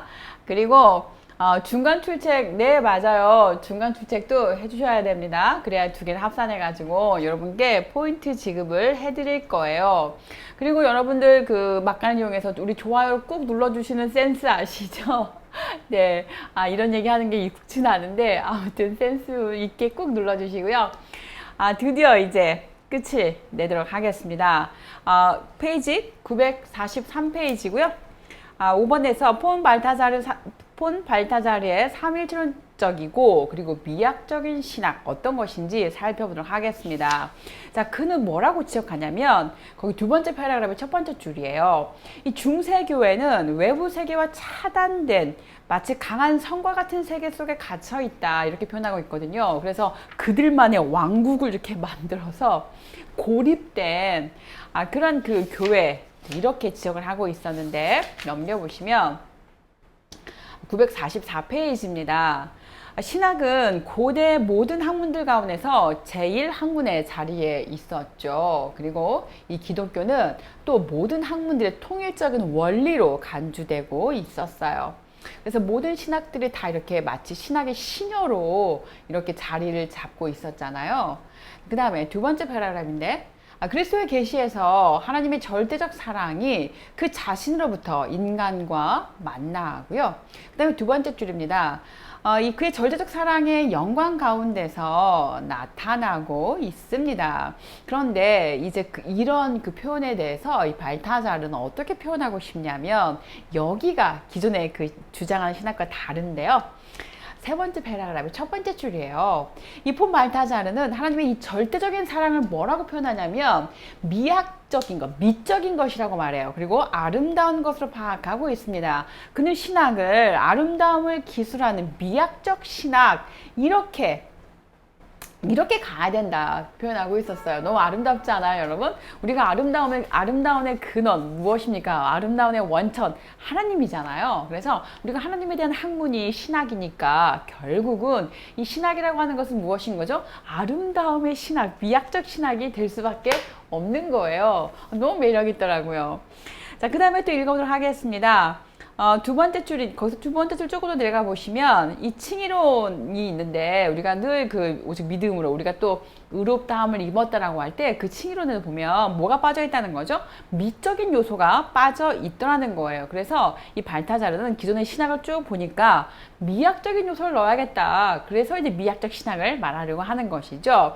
그래서 945페이지 넘어가 보시면 거기서 이제 두 번째 패러그래프 보실게요. 거기 첫 번째 줄에 보시면 성서와 교회가 전하는 이 그리스도의 형태는 하나님의 예술품이고 하나님의 주석이다 이렇게 표현하고 있었습니다. 그래서 눈에 보이지 않는 하나님을 우리가 눈을 볼 수 있게 표현해 놓은 거다. 자, 이렇게 이야기하고 있죠. 넘겨보실게요. 946페이지인데요. 두 번째 패러그래프에서 하나님의 영광을 형태로 나타내는 그리스도의 계시를 뭐라고 표현한다? 드라마.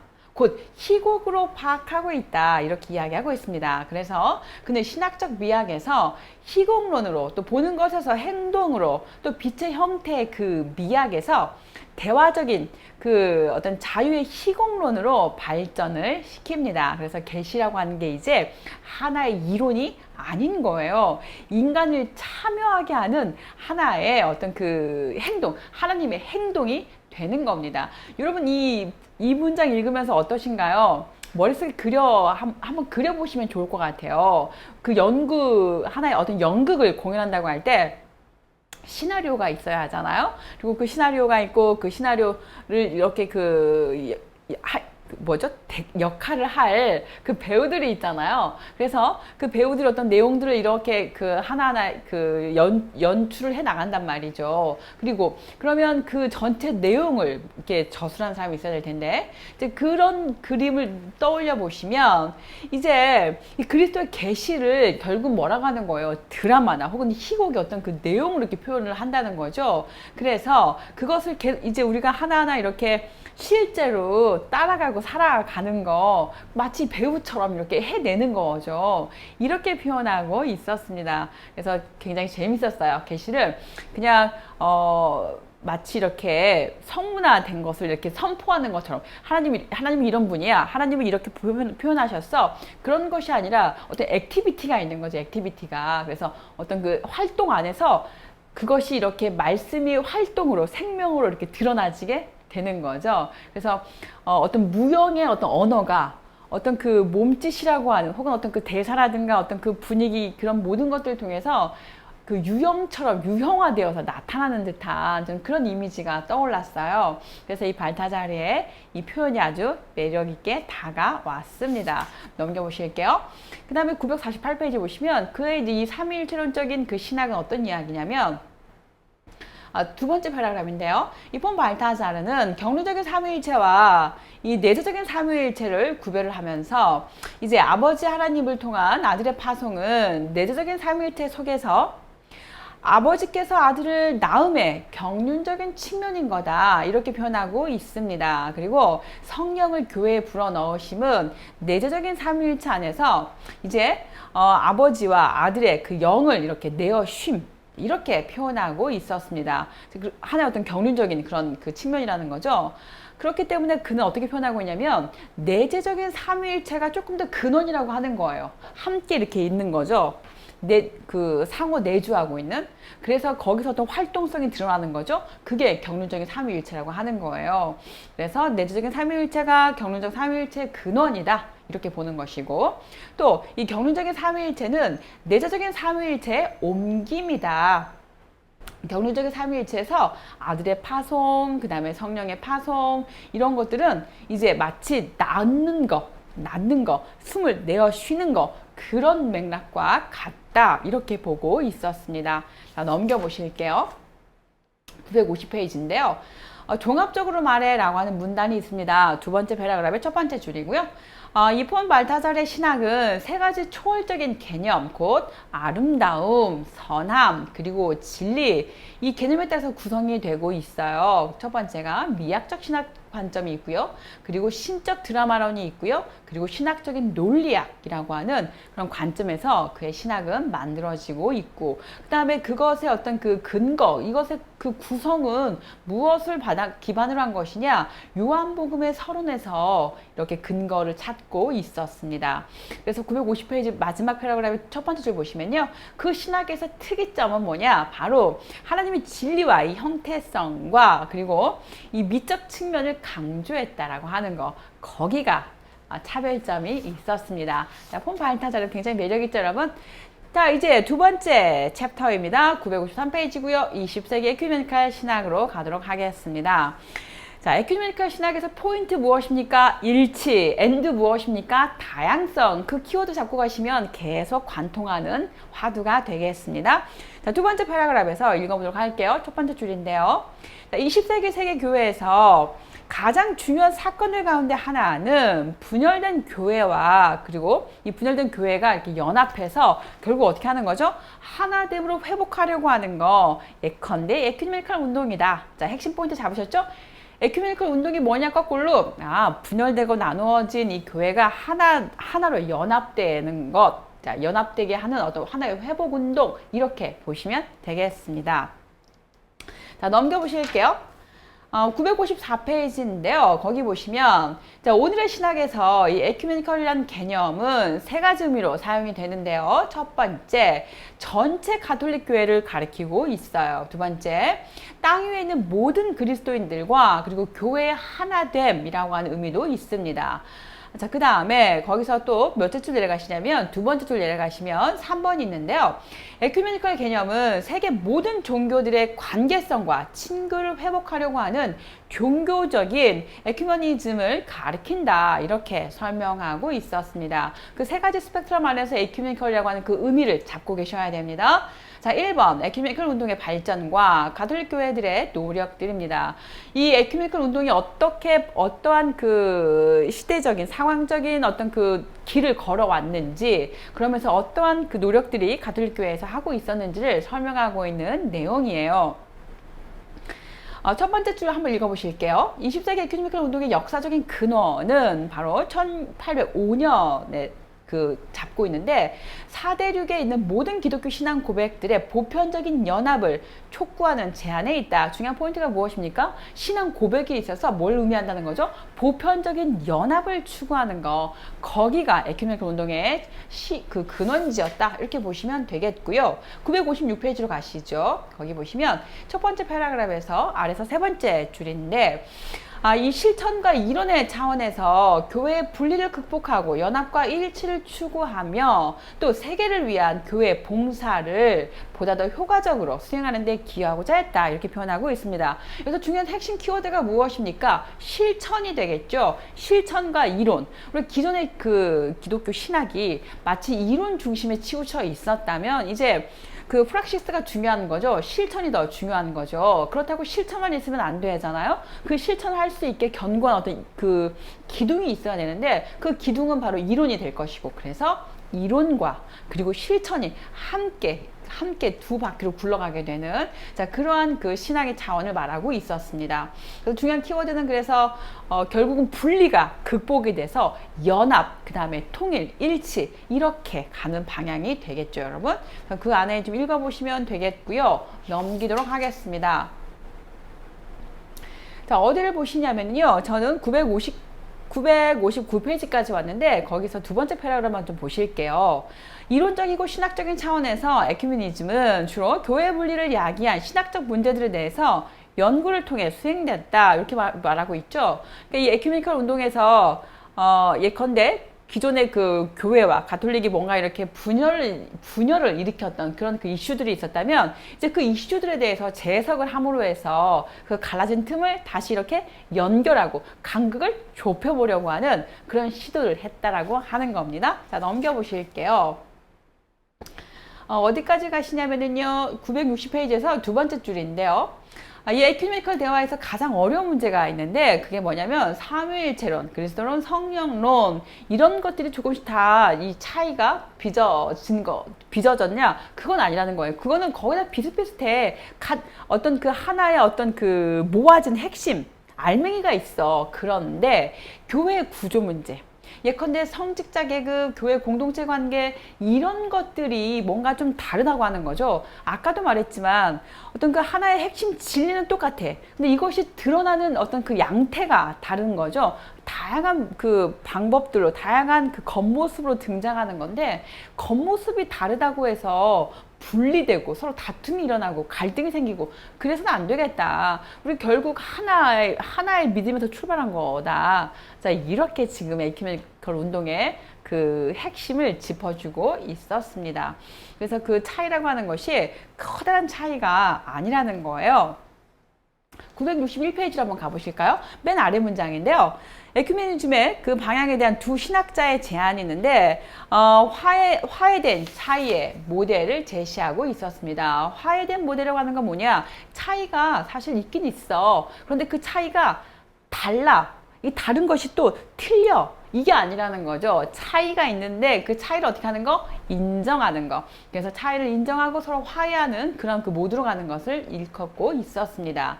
그럼 이제 이 에큐메니컬에 대해서 어떠한 또 이론들이 있는지 한번 들어보도록 할게요. 963페이지로 가도록 하겠습니다. 두 번째 패러그래프이고요. 거기서 슐링크를 인용하고 있어요. 글을 소개하고 있는데 거기서 이제 몇째 줄 내려오시냐면 6번째 줄 내려보실게요. 그가 이 에큐메니컬 교의학에 극복해야 될 몇 가지 한계를 지적하고 있었어요. 뭐가 있는지 한번 볼까요? 여기 보시면 첫 번째, 타 교단의 교의학에서 동일한 생각들만을 수용하면서 자기 교단의 이론을 기술한 한계를 뛰어넘어야 된다. 그러니까 다른 교단에서 뭔가 이렇게 내가 말하고 있는 것과 일치되는 게 있으면 그것만 수용하고서 나머지는 다 어떻게 하는 거죠? 베타적으로 이렇게 거절해 버리는 거죠. 그래서 자기네 교리와 자기네 교의학과 이렇게 일치되는 것만 계속 이렇게 잡아당기려고 하는 거. 자, 그것을 하나의 지적 삼고 있었고요. 그 다음에 이 초대교회의 특정 신학자들, 그 다음에 루터 자기 교단의 시조가 되는 신학자 이론으로 돌아가려고 하는 한계를 뛰어넘어야 된다.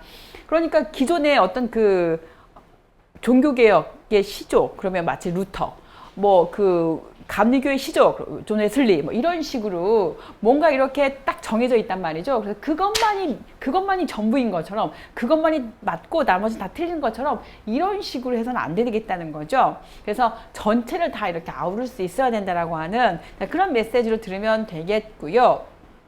그 다음에 963페이지에서 맨 아래 세 번째 줄입니다. 이 분리된 그 교단들의 신앙의 진술들을 비교하고 어떤 진술들이 자신의 진술들과 공통점을 가지는가, 그 공통점을 찾는 거에 막 이렇게 혈안이 되어 있으면 안 된다는 거죠. 어떠한 다른 점들이 있는가, 어떤 차이가 있는가, 이런 것들도 귀를 기울여야 된다. 이렇게 지적을 보시면 되겠고요. 그 다음에 네 번째입니다.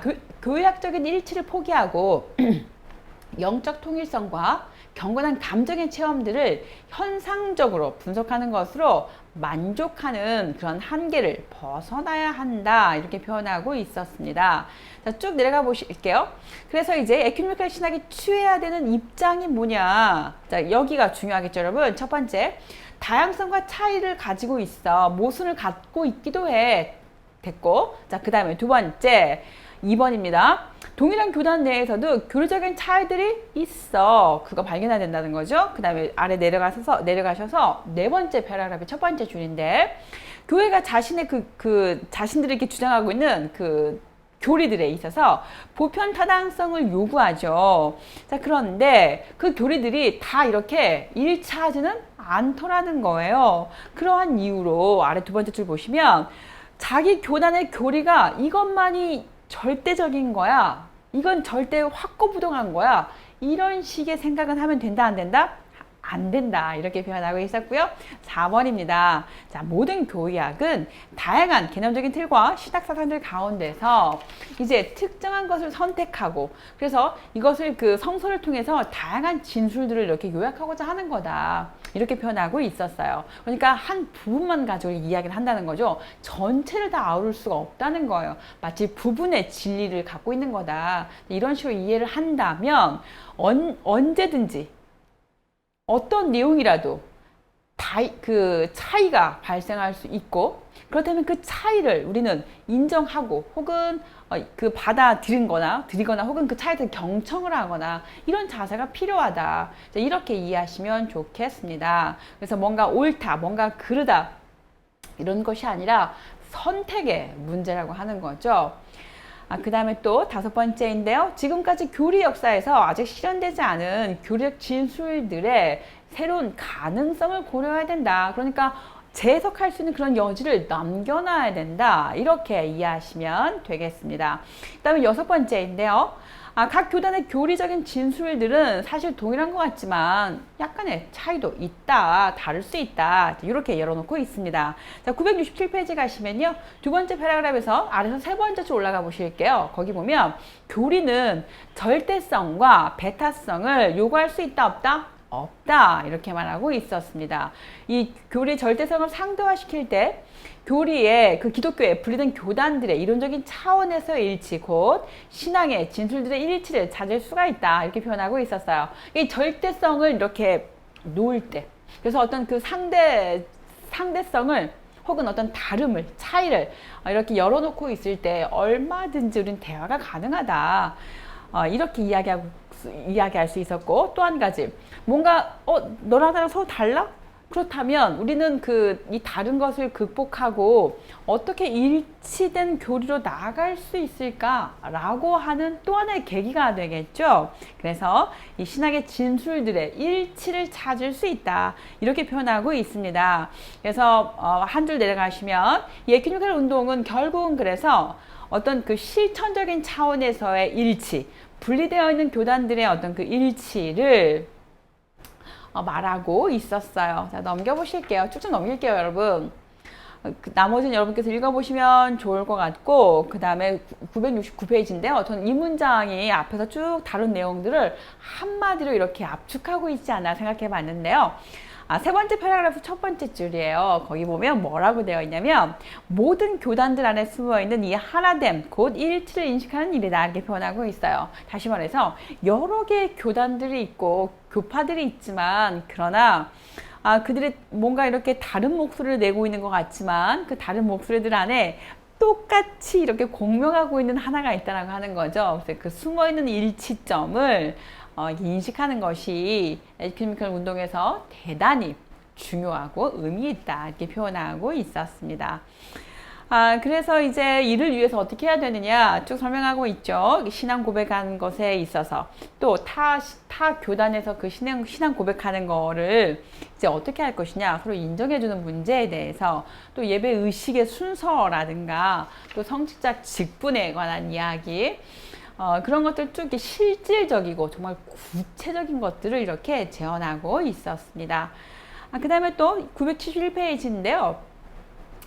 슐링크는 모든 지역교회들과 모든 교단들의 보편적인 일치의 기본 구조를 또 이렇게 그 탐구를 해가지고 분석을 해놨어요. 거기 쭉 보시면 예수 그리스도는 성령의 능력 안에서 모든 지역교회 그 예배 안에 몸적으로 현존하고 자기를 내어준다. 이런 건 일치한다고 하는 거죠.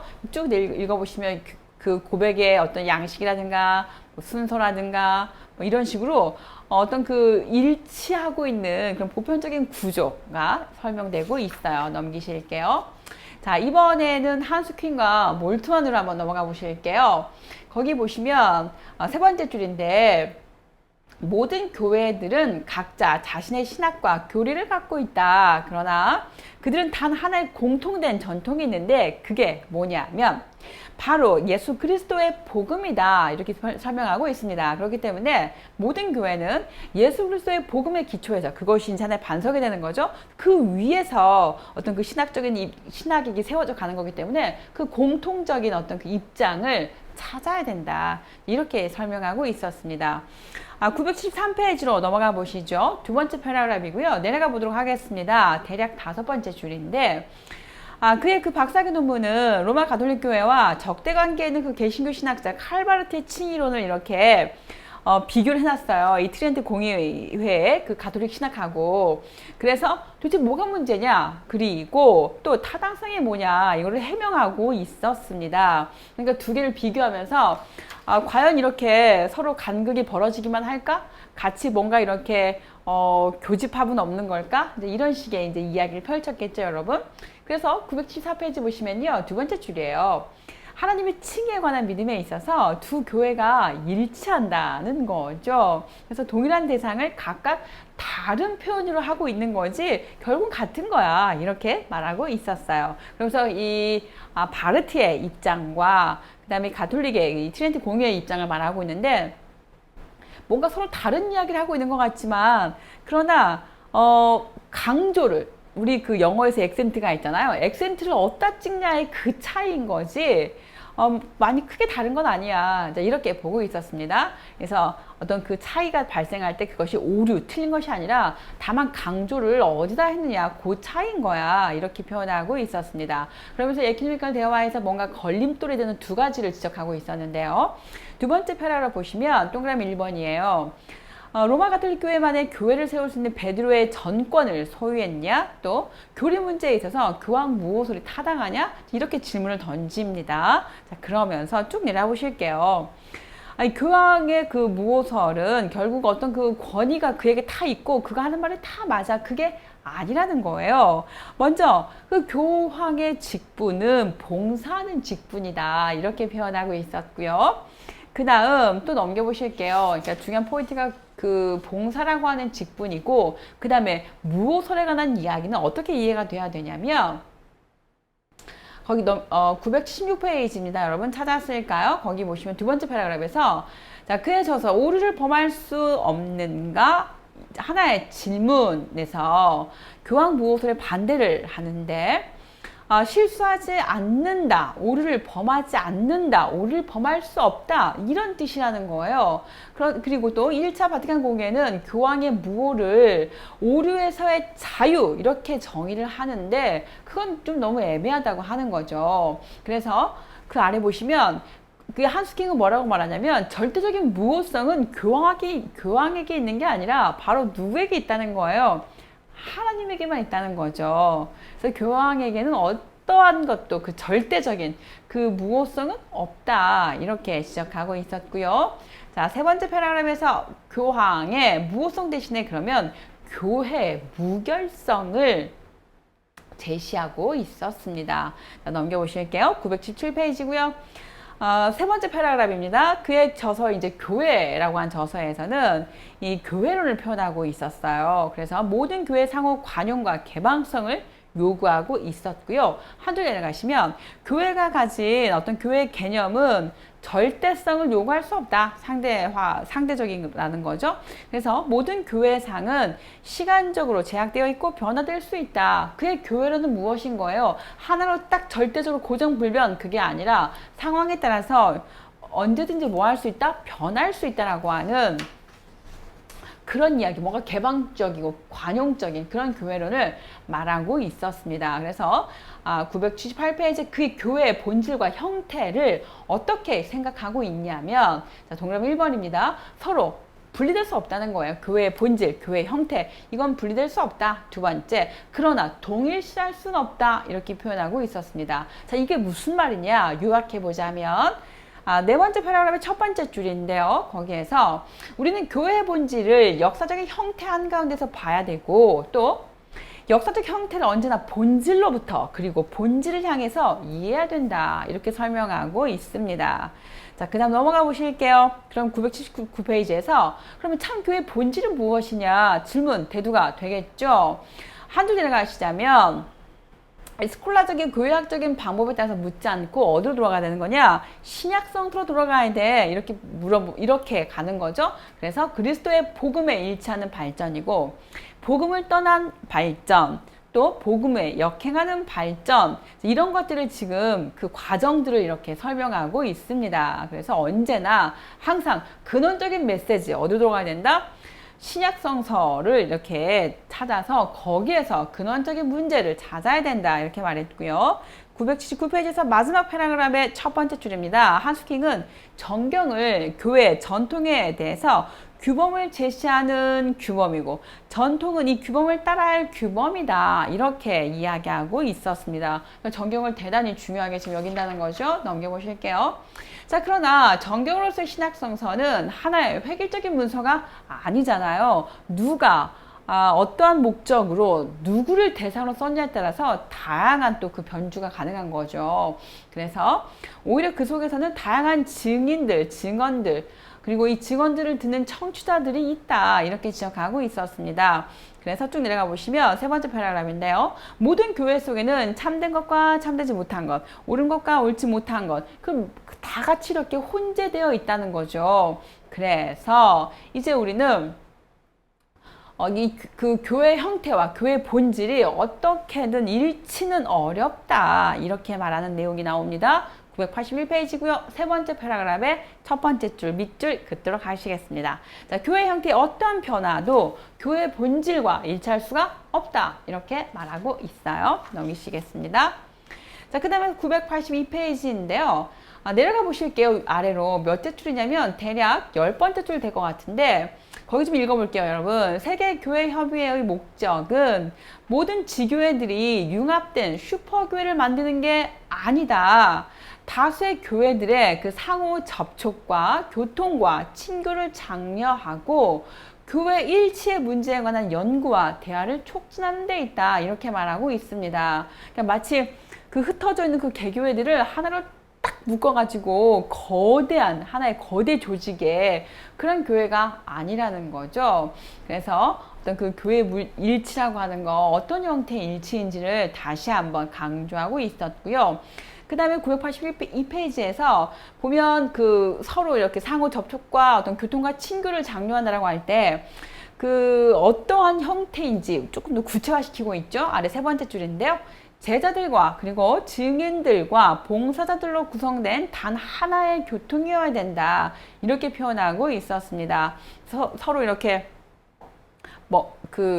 어떻게 말해야 되는 거죠? 하모니를 이루고 있는 그런 관계, 그런 교통의 관계, 이렇게 보시면 좋을 것 같고요. 983페이지 넘어왔습니다. 두 번째 패러그래프 보시죠. 한스킹에 의하면 교회 일치 내지 하나됨은 이를 뜻하는 게 아니라고 했습니다. 교회 하나됨은 무엇을 뜻하는 것이냐? 영적인 것이다. 하나님 자신의 하나됨에 있다. 이렇게 표현하고 있었습니다. 자, 이해되셨죠, 여러분? 넘길게요. 자, 그 다음에 984페이지고요. 두 번째 패러그래프에서 세 번째 줄이에요. 자, 다양성 자체가 나쁜 것이 아니라 서로를 배제하고 이렇게 배척하고 배타하는 그런 것이 나쁜 거다. 이렇게 표현하고 있었고요. 세 번째 줄 내려가 보시면 다양한 형태들을 일치 안에 있는 다양성으로 인정하는 게 그런데 그러면 그건 문제되는 거 아니냐? 이렇게 지금 비판하고 있는 거예요. 어떤 그 다양성들이 있어. 그럴 때 일치 안에 있는 다양성이라고? 그러면 그게 뭔가 이렇게 통합되는 하나로 뭔가 모아질 수가 있겠어? 그건 좀 어렵지 않겠어? 이런 식의 비판이 대두가 된다는 것이죠.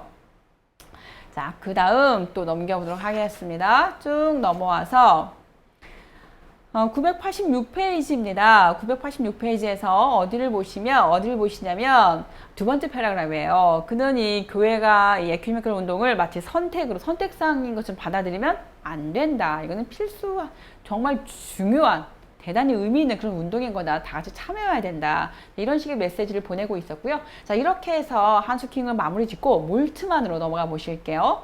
자, 몰트만의 에큐메니컬 신학입니다. 쭉쭉 넘길게요, 여러분. 어디까지 가시냐면요. 989페이지까지 갔어요. 두 번째 패러그래프이고요. 몰트만에 의하면 에큐메니컬 운동은 다음과 같이 진행되었다라고 하면서 먼저 분리된 그 교단 간의 저주에서 대화에서 실천으로, 그리고 그 실천하기 위해서 어떻게 되는 거죠? 서로 협동하는 그런 식의 어떤 그 단계를 거쳐왔다, 이렇게 표현하고 있습니다. 한 챕터 더 바꿔보실까요? 세 번째 패러그래프이고요. 첫 번째를 보시면 연합하여 사는 것, 곧 공유회적인 삶은 갈등이 없는 그런 삶이 아니라 갈등을 견디면서 이를 해결하려고 노력하는 삶이다, 이렇게 표현하고 있었습니다. 뭔가 완벽하게 딱 맞아떨어졌어. 우리 서로 다른 의견은 없어. 우린 다 같이 하나야. 이건 결코 좋은 게 아니잖아요. 그거는 그 패망의 지름길인 거죠. 그쵸? 뭔가가 잘못되었는데 아무도 잘못된 거에 대한 말을 하지 않아. 목소리를 내지 않아. 그러면 그 집단은, 그 공동체는 어떻게 되는 거예요? 결국은 썩죠. 그러나 어떤 그 서로 불협화음이 나기도 하고 다른 의견들이 나오기도 하고 그 과정에서 그 갈등들을 극복하기 위한 부단한 노력들, 어떤 그 대안들, 그것들을 하기 위한 어떤 그 실천들, 협동들, 이런 것들을 대단히 지금 또 강조하고 있었어요. 자, 그 다음에 또 아래 내려가 보실게요. 아래 두 번째 줄이에요. 맨 아래. 에큐메니컬 운동이 지향하는 교회 일치 내지 하나됨은 이제 그 전부터 이미 그 공의회에서 있었다는 거죠. 자, 그런 식의 소개를 하고 있습니다. 그래서 어떻게 그 공의회가 인정하고 있었냐면, 나는 단 하나의 거룩하고 보편적이며 사도적인 교회를 믿습니다 라고 하는 그 네 마디 말에 다 들어있다는 거예요. 그래서 먼저 신앙의 명제들인데, 거기 첫 번째 있습니다. 에큐메니컬 운동이 추구하는 모든 교회의 하나됨은 신앙의 명제다, 이렇게 말하고 있었어요. 그 다음에 두 번째, 교회의 하나됨은 메시아적인 수로 내지는 희망의 명제다, 이렇게 또 설명해 주고 있었고요. 그 다음에 세 번째 보시면 교회의 하나됨은 행동의 명제다, 이렇게 말하고 있었습니다. 저는 가만히 보면 그 신학자들 중에 몰트만만큼 그 표현이 뭐라고 할까요? 선언적인 그런 그 신학자는 없는 것 같아요. 제 느낌에. 굉장히 좀 파워풀해요. 그 느낌상. 네. 자, 그 다음에 또, 교회 하나됨은 행동의 명제다라고 말했고요. 넘어오시죠. 991페이지입니다. 두 번째 패러그래프 좀 보시고요. 두 번째 패러그래프에서 일곱 번째 줄 내려가 보실게요. 거기 뭐라고 써있냐면, 몰트만은 에큐메니컬 운동이 지향하는 교회 하나됨을 새롭게 해석해야 된다, 이렇게 주장하고 있는 거예요. 자, 그러면 그 하나 된다고 하는 게 의미가 뭐냐 들어보시죠. 세 번째 패러그래프이 되겠네요. 동그라미 1번입니다. 자, 먼저 그리스도인들이 모인 공동체 안에서 경험이 된다. 모여있는 그 모인 공동체 안에서 경험이 될 거고요. 이 통일성은 말씀의 선포와 성례전 집행의 결과물일 뿐이다, 이렇게 표현하고 있었습니다. 그래서 뭔가 율법 안에서 하나가 되는 것이 아니라 복음적인 하나됨을 말하고 있었어요. 넘겨보실게요. 자, 그 다음에 또 두 번째인데요. 특정한 장소에 모인 교회는 다른 장소와 시간에 모인 다른 교회들과 그리스도 안에서 하나이다, 이렇게 표현하고 있었습니다. 반드시 그 거대한 그 집단의 어떤 그 교회, 거기에 같이 있어야 하나, 일치, 그것이 아니라는 거죠. 각각의 교회 안에서 있더라도 거기서 우리가 그 예배를 드리고 찬양을 하고 기도를 하고 말씀을 듣고 묵상을 하고 이렇게 하는 거잖아요. 그 모든 것들이 어떻다는 거예요. 하나됨 안에서 다양성의 어떤 그 하나의 현출이라고 하는 것이죠. 그렇게 이해하시면 좋을 것 같고요. 그 다음에 992페이지 맨 마지막에 동그라미 3번이 있습니다. 분리와 갈등으로 가득한 세계 속에서 하나됨이라고 하는 거, 이 세계 속의 교회의 하나됨은 교회의 문제이기도 하지만 이것은 또 어떻습니까? 사회적인 문제이기도 한 거잖아요. 그래서 그 갈등들 안에서 뭔가 그 합의점을 찾고 그래서 새롭게 나아가야 될 방향들을 모색하는 거, 사실 그것도 굉장히 건강한 모습이겠죠. 자, 그 다음에 맨 아래 문장입니다. 993페이지 맨 아래줄이고요. 아래줄 보시면 몰트만은 에큐메니컬 운동이 지향하는 모든 교회의 하나됨의 삼일체적인 개념을 가지고 더욱더 심화시켜 나가게 됩니다. 그래서 두 번째 줄 보시면 다양성 안에 있는 하나됨 동그라미 딱 치실게요. 한 줄 바꾸시면, 자, 하나됨 안에 있는 다양성이 있어요. 하나됨 안에 있는 다양성이 아니라 삼위일체적 하나됨, 이걸로 파악해야 되는데, 삼위일체라고 하는 건 무엇입니까? 다양성인 거죠. 다양성 안에서 뭔가 공통분모 하나 이렇게 모아지는 게 있다는 거예요. 바로 그것을 일치로 표현하고 있었습니다. 자, 읽어보시면 좋을 것 같고요. 그 다음에 넘어가도록 할게요. 제가 그 한국 개신교회 상황과 에큐메니컬 운동은 좀 건너뛸 거고요. 자, 종교신학으로 넘어가도록 하겠습니다. 페이지 101페이지부터 종교신학이 다뤄지고 있는데요. 103페이지 보시면 이 종교신학의 그 배경이 등장하고 있습니다. 거기 보시면 첫 번째 줄에서 이 구약성서를 보면 이 타종교에 대한 배타주의의 어떤 그 전형적인 형태가 드러난다고 해요. 그 다음에 세 번째 파라그래프 보시면 이 구약의 배타주의는 신약성서에서 그리스도론으로 이렇게 조금 수정이 됩니다. 그래서 뭐라고 말합니까? 내가 길이요 진리요 생명이다 이렇게 말하는 거죠. 나로 말미암지 않고는 구원에 이를 수 없다 이렇게 표현한단 말이에요. 자, 그래서 이것도 역시나 어떻습니까? 어떤 그 배타적인 그런 지금 표현이라고 하는 거죠. 자, 넘겨보실게요. 105페이지로 갔습니다. 두 번째 패러그래프 보시면 두 번째에서 구원의 문제를 말할 때 초대교회의 그 배타적인 태도가 이제 어떻습니까? 이슬람교하고 이렇게 첨예하게 대립하면서 드러나죠. 자, 그 다음에 또 105페이지에서 세 번째 패러그래프예요.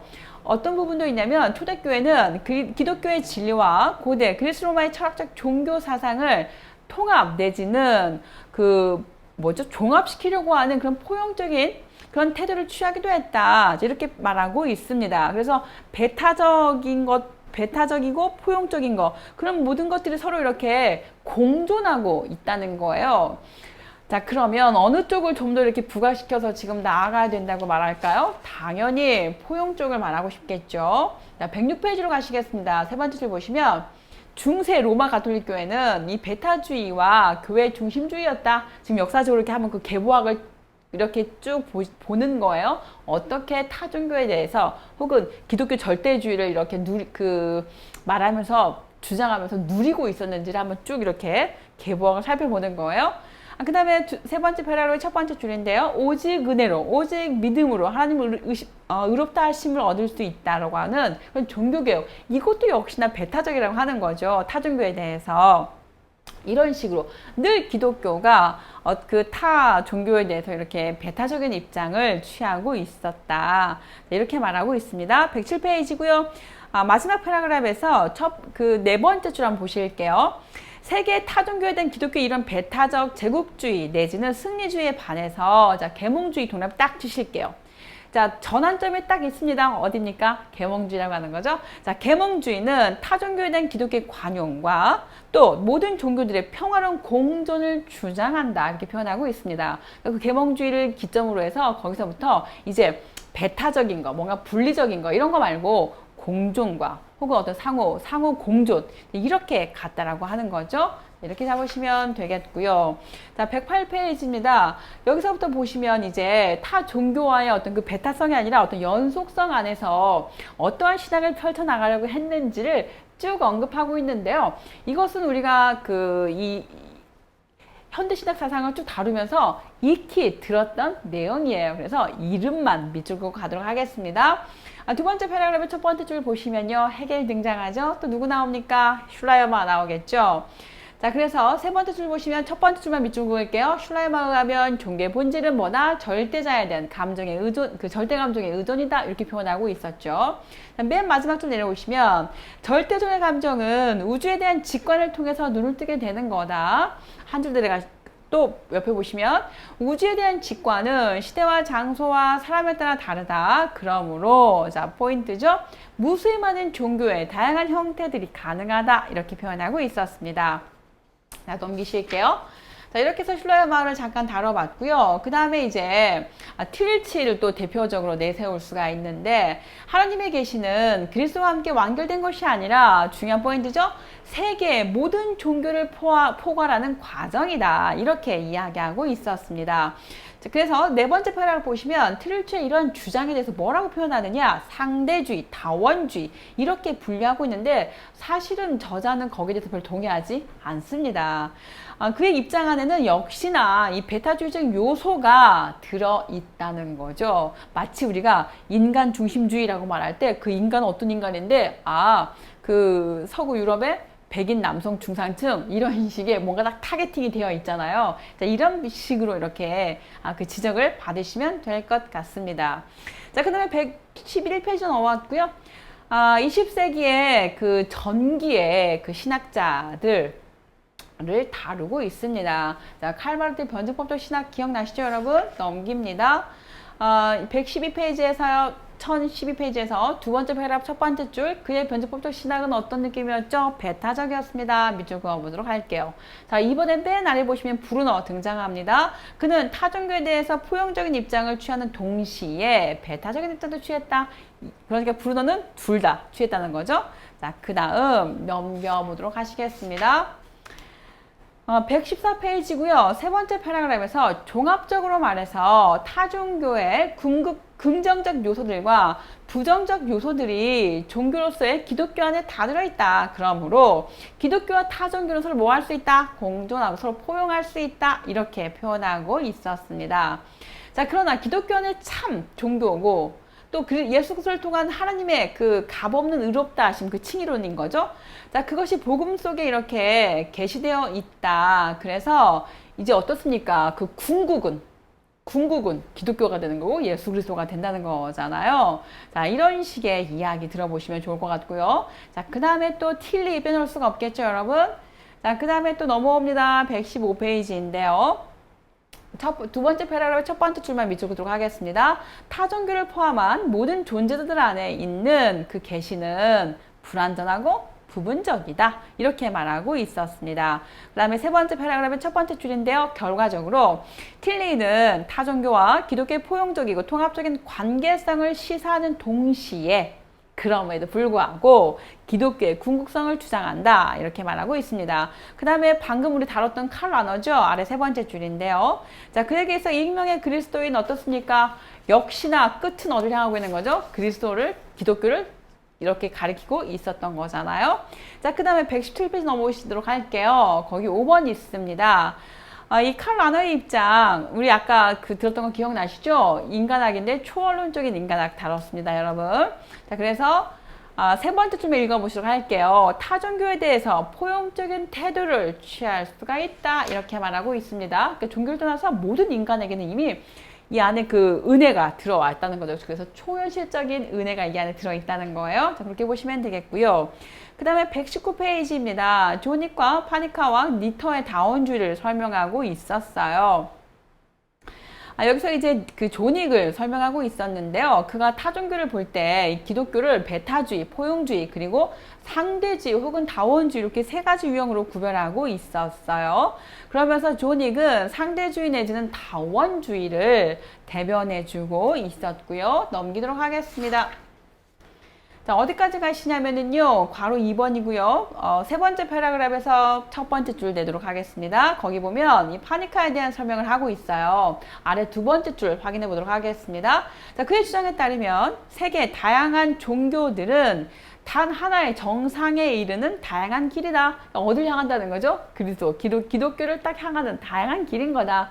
우리가 어떠한 길로 산을 가든지 정상에 오르는 건 매한가지다 이런 이야기인 거죠. 자, 이렇게 이해하시면 좋을 것 같고요. 그 다음에 1021페이지입니다. 아래서 세 번째 줄 보시면요. 맨 아래 세 번째. 폴 니터를 말하고 있는데 그는 기독교와 타종교의 관계를 네 가지로 이렇게 스펙트럼을 딱 펼쳐놨어요. 그래서 배타주의, 포용주의, 그리고 하나님 중심주의, 그리고 다원주의적인 하나님 중심주의를 이렇게 말하고 있었어요. 그래서 결론적으로 그가 말하고 싶은 건 뭐냐? 1023페이지고요. 두 번째 패러그래프 보실게요. 거기 보시면 니터가 말하는 다원주의적인 신중심주의는 타종교에 대한 기독교의 우월성과 교만을 꺾어버리는 데 기여한다. 이렇게 표현하고 있어요. 그래서 그의 그 4번의 경우 다원주의적인 하나님 중심주의를 이렇게 따라가다 보면 하나님의 권위가 혹은 이 그리스도교가 이렇게 약간 추락하는 듯한 그런 느낌이라는 거죠. 그러나 그것은 그리스도의 그 존재를 상대화시킴으로써 기독교 신앙과 신학의 정체성을 무너뜨려 버린다. 그러니까 어떤 그 교만을 이렇게 조금 이렇게 상쇄시켜 주기도 하지만 그럼에도 불구하고 동시에 그 권위를 추락시켜 버린다. 이렇게 말하고 있었습니다. 한스킨과 몰트만의 입장이었는데요. 이건 여러분 어떻습니까? 앞부분에서 이미 다 우리가 다뤘죠. 자, 이렇게 해서 우리가 종교신학은 다 좀 다뤘고요. 페이지 1038페이지를 한번 가보도록 하겠습니다. 거기 보시면 1038페이지 찾았을까요, 여러분? 자, 괄호 3번이 있어요. 결론적으로 각 종교인은 자기가 믿는 종교에 구원의 길이 있음을 확신하면서 타 종교에 대해서 관용적인 태도를 취해야 될 것이다. 자, 이렇게 말하면서 몰트만의 말을 인용하고 있었습니다. 그래서 맨 마지막 패러그래프 보시면 타종교를 관용하고 타종교들과 공존한다고 해서 더 이상 복음을 전할 필요가 없냐? 그건 아니라는 거예요. 자, 기독교를 믿는 사람은 복음에 대한 확신 속에서 복음을 전할 수밖에 없다는 거죠. 그럼에도 불구하고 다른 타종교들은 뭐 마귀야, 사탄 마귀야 이렇게 하면 된다 안 된다? 안 되겠다. 자, 이렇게 표현하면서 관용적인 태도를 취해야 된다. 이것이 하나의 핵심 포인트였고요. 이렇게 해서 제가 드디어 마치려고 해요, 여러분. 한번 보실게요. 우리가 이렇게 두꺼운 책을 했어요. 이렇게 두꺼운 책을 여러분과 제가 함께 읽어냈어요. 너무 멋지죠, 여러분? 제가 진짜 막 너무 감동이 막 몰려와요. 이 두꺼운 책을 더군다나 이 낯설고 더러는 어렵기도 하고 더러는 읽다가 지칠 법도 한 이 내용들을 우리가 정말 매주 5시부터 7시까지 늘 그 시간 그 자리에서 이 텍스트를 함께 읽어냈다고 하는 게 저는 정말 감사했어요. 너무너무 은혜였어요, 여러분. 여러분 정말 수고 많으셨고요. 이 책 늘 가까이에 이렇게 꼽아 두시면서 오늘 현대신학은 뭘 말하고 있는지 또 예배 시간에 그 말씀을 들으면서 또 그 말씀에 비추어서 또 한번 이 책을 또 찾아보면서 같이 이렇게 공명하면서 우리의 어떤 신앙적인 어떤 그 지식도 혹은 지혜도 많이 좀 성장하는 계기가 되었으면 좋겠습니다, 여러분. 정말 좋은 책이었어요. 읽으면 읽을수록 정말 친절하고 이렇게 친절할 수가 없어요. 정말 귀하고 좋은 책인데 여러분 이 책 혹시라도 아직도 없다면 꼭 장만을 하셔가지고 옆에다가 두시고 수시로 보시면서 여러분의 그 신앙이 자라나는 더 견고하고 튼튼하게 자라는 그런 지침서로 사용이 되었으면 정말 좋겠습니다, 여러분. 제가 다음 그 책은 아직 선정을 못하고 있어요. 여러분의 이 피로도가 이게 좀 너무 상승되어 있을 것 같아서 조금 이보다는 조금 이렇게 좀 편안한 걸로 찾아보려고 하고 있는데 제가 정해지는 대로 또 같이 공유하도록 하겠습니다, 여러분. 여러분 정말 수고 많이 하셨고요. 다음번에 또 새로운 책으로 즐겁고 신나게 건강한 모습으로 찾아뵙도록 하겠습니다. 여러분 수고하셨습니다. 감사합니다.